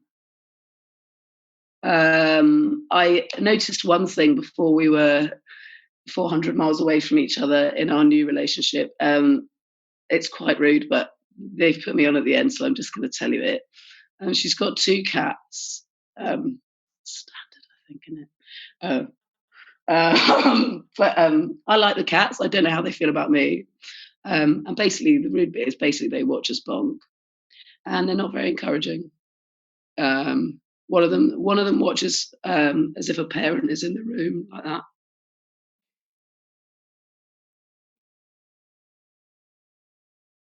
And the other one's worse, actually. The other one's like,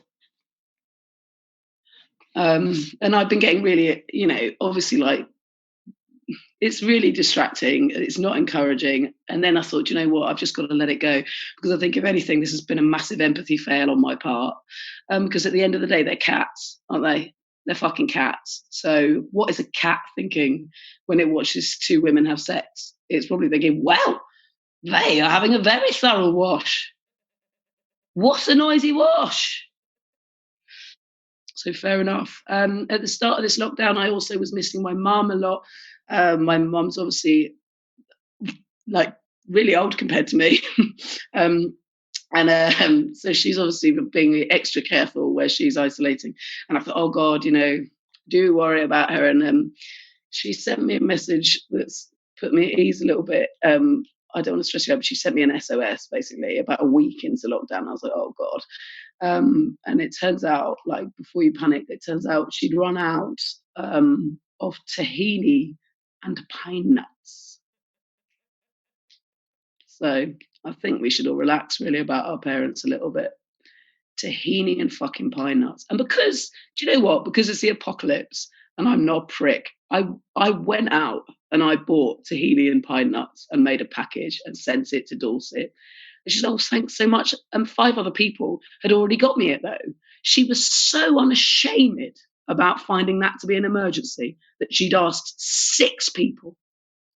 And my tahini and pine nuts got to her last. But at this point in time, it was when the shops were quite empty of like certain stuff. No one could get any eggs and stuff like that. It was back when we were a little bit panicking, whereas she was really only panicked about tahini and pine nuts. And at the time, I was so annoyed that mine hadn't been the first tahini and pine nuts to get to her that I thought, well, when you run out of toilet paper and you're wiping your ass with your hand, at least you won't be missing tahini then.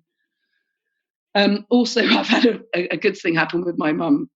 Adam was talking about parents discovering memes. My mum is big into cooking and recipes, so as a thing to talk to each other about through this, we've been taking pictures of any particularly photogenic meal either of us have made and sharing it with each other.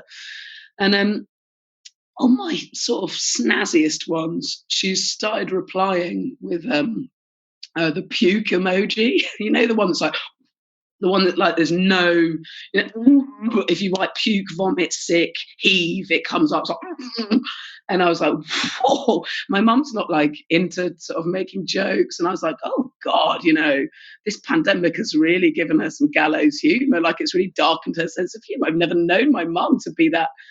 I'm pretty sure she's not just cruel. I think, and I was like, Mum, this whole situation has really changed your sense of humor, but it turns out she just thought it meant green with envy.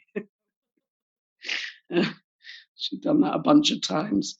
I wonder whether I'm sort of torn in terms of emotional management through this, because I'm crying so much more, but I can't work out whether it's just that the situation is sad or that it's just that no one's looking at me, and I've always been crap at crying if anyone's looking at me, and I think it's because I've got a bit of toxic masculinity. Because the only other people I've heard about who are doing loads of crying now that they hadn't done before are like really like blokes. And so I think basically I've got toxic masculinity. I always knew I did have a bit of it, but I thought it was just in that eye. Because once I went to see a sad film, A Star Is Born, I didn't hate it, sorry.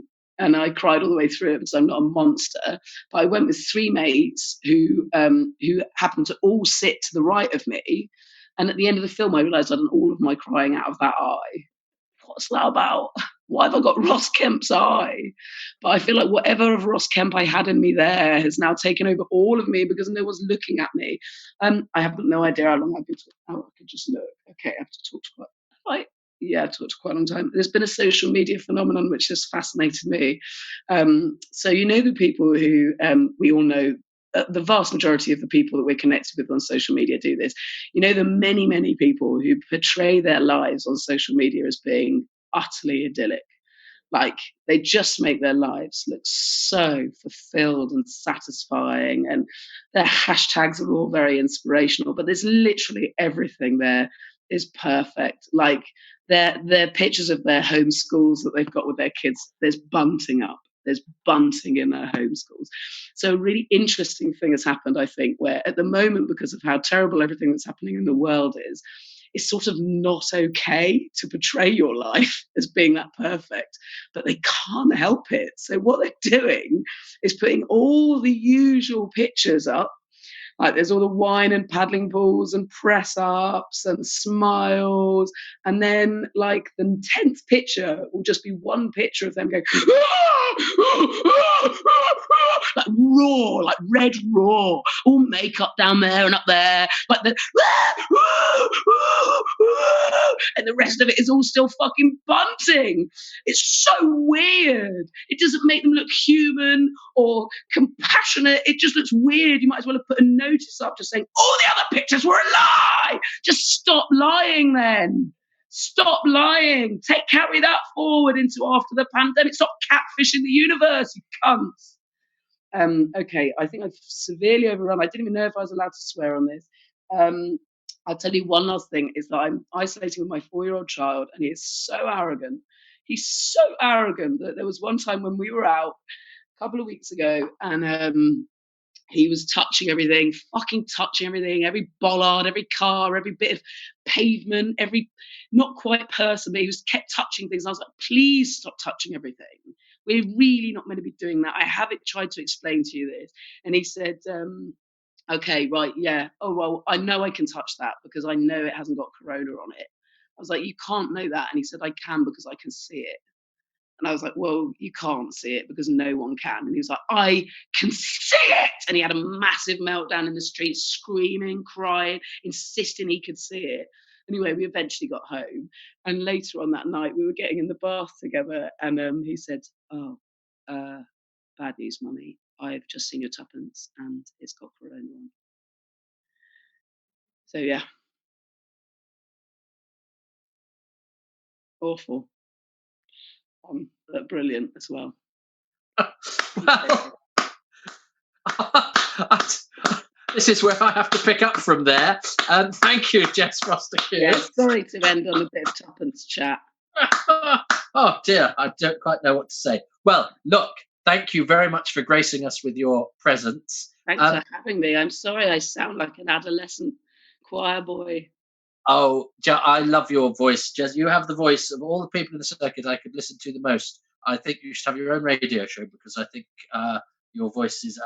So I was quite surprised but it does have that slightly zowie, cavey.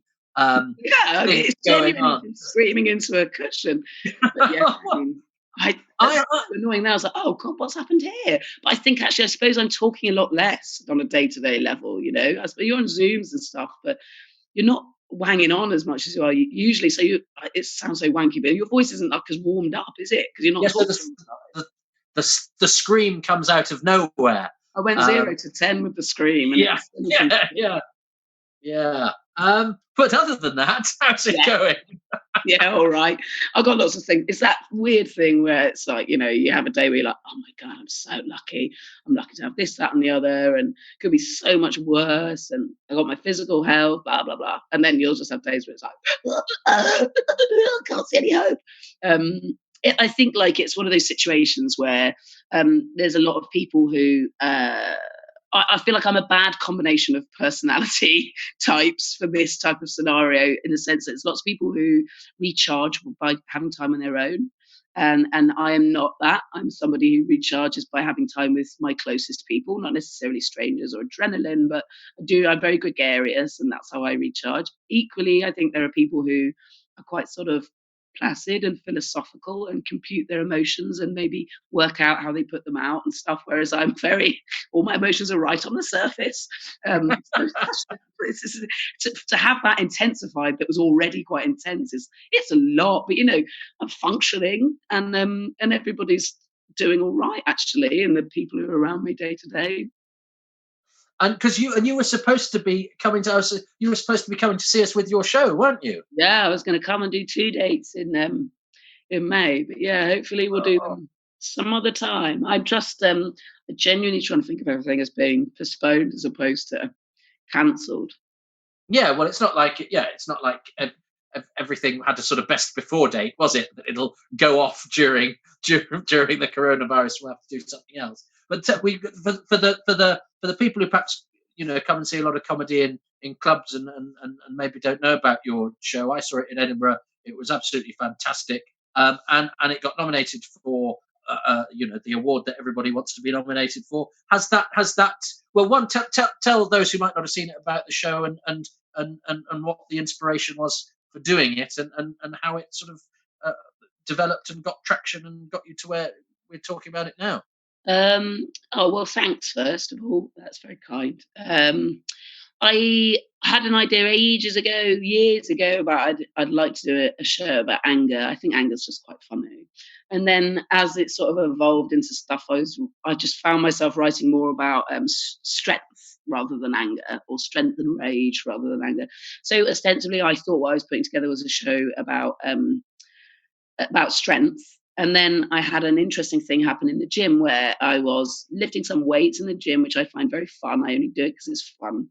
And I got flirted with, and as part of the flirting, the man called me hench, and I had a massive internal conflict. Like, I knew intellectually as a feminist that's I'm lifting weights in front of him. Like, I'm actively I am hench. But why isn't that? I was crying. I was like, why have I been so offended? So my emotions didn't match my head.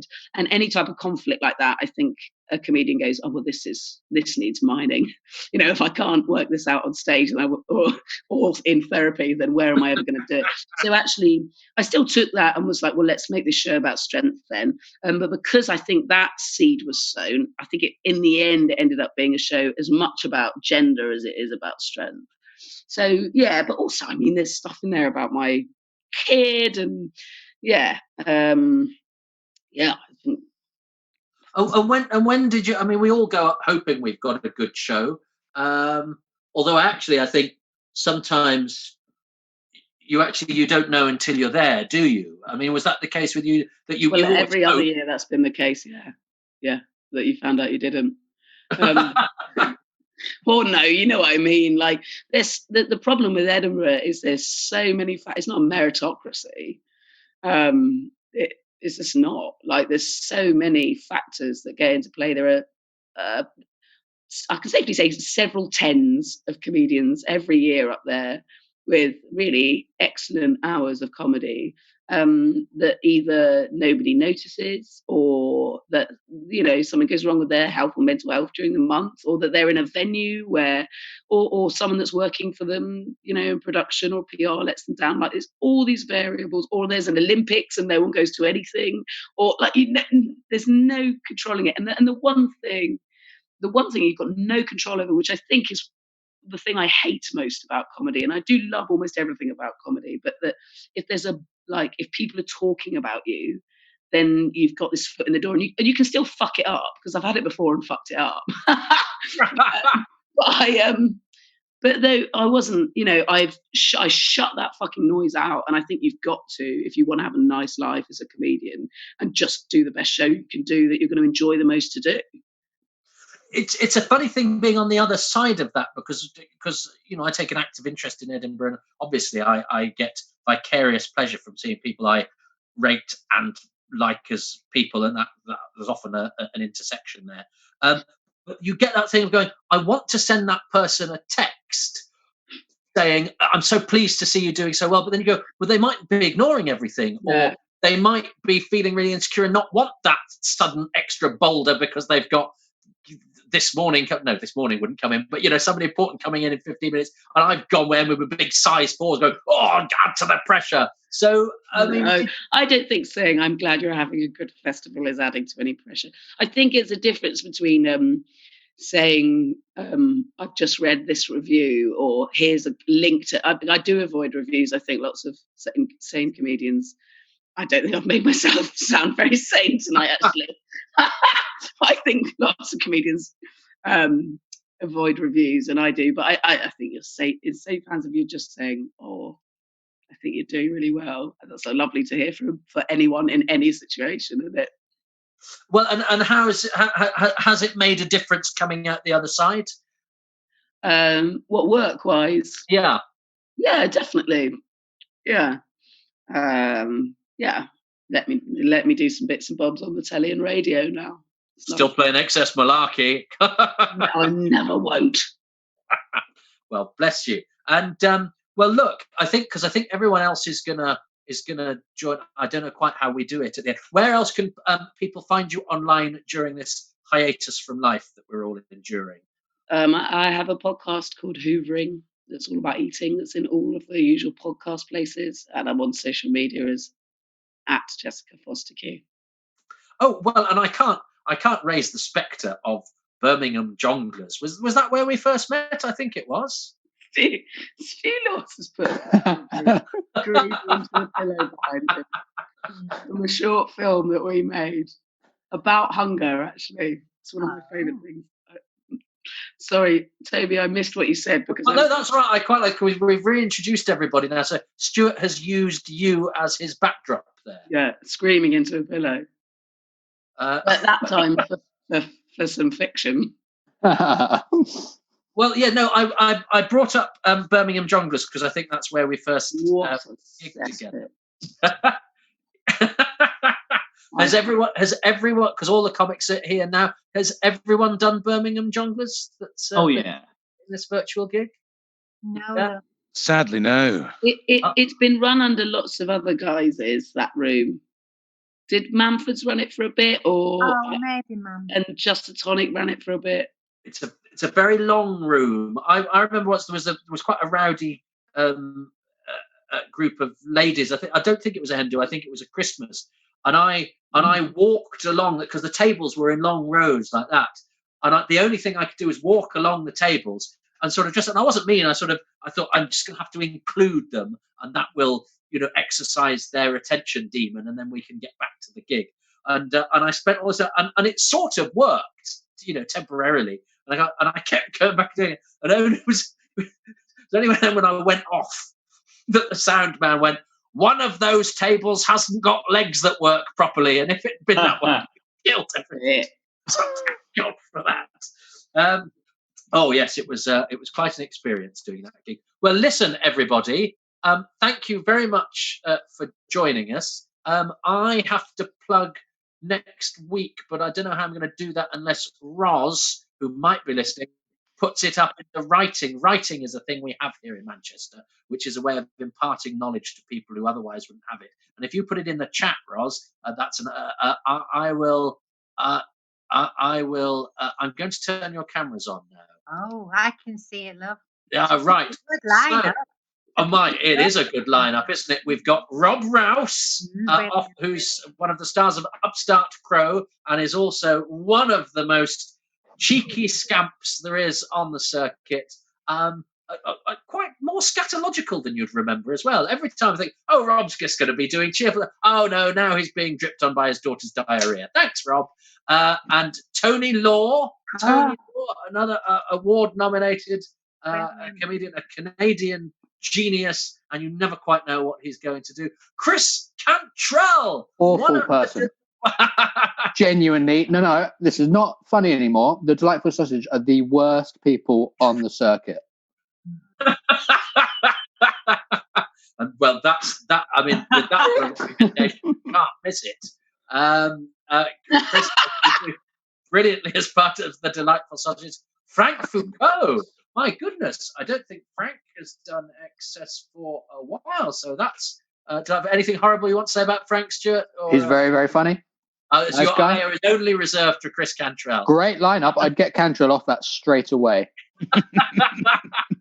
And Alice Fraser, who I've never had the opportunity to work with. So, and she's done brilliant stuff at Edinburgh.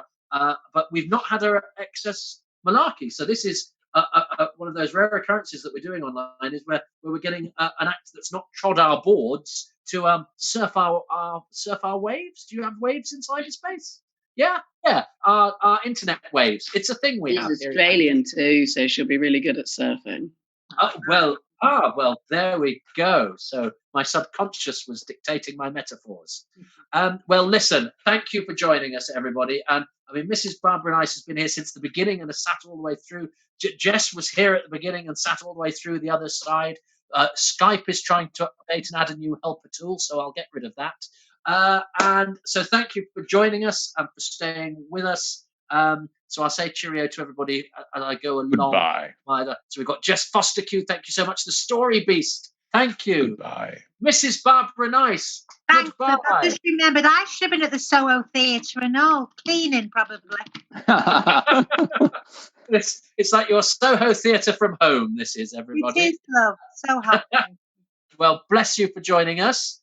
Stuart Laws, thank you very much for joining us. Put Chris Cantrell on first, and then everyone can just tune in afterwards. Carry on. And Jess Fostekew, thank you for joining us. Well, bless you. And I don't. And somebody. Oh, and he's on the other, because we have everyone goes along to the end. Adam, you've been silent, so you've been relegated to the far side of my screen. Hello, Adam yeah, Hess, thank you, ladies everyone. and gentlemen.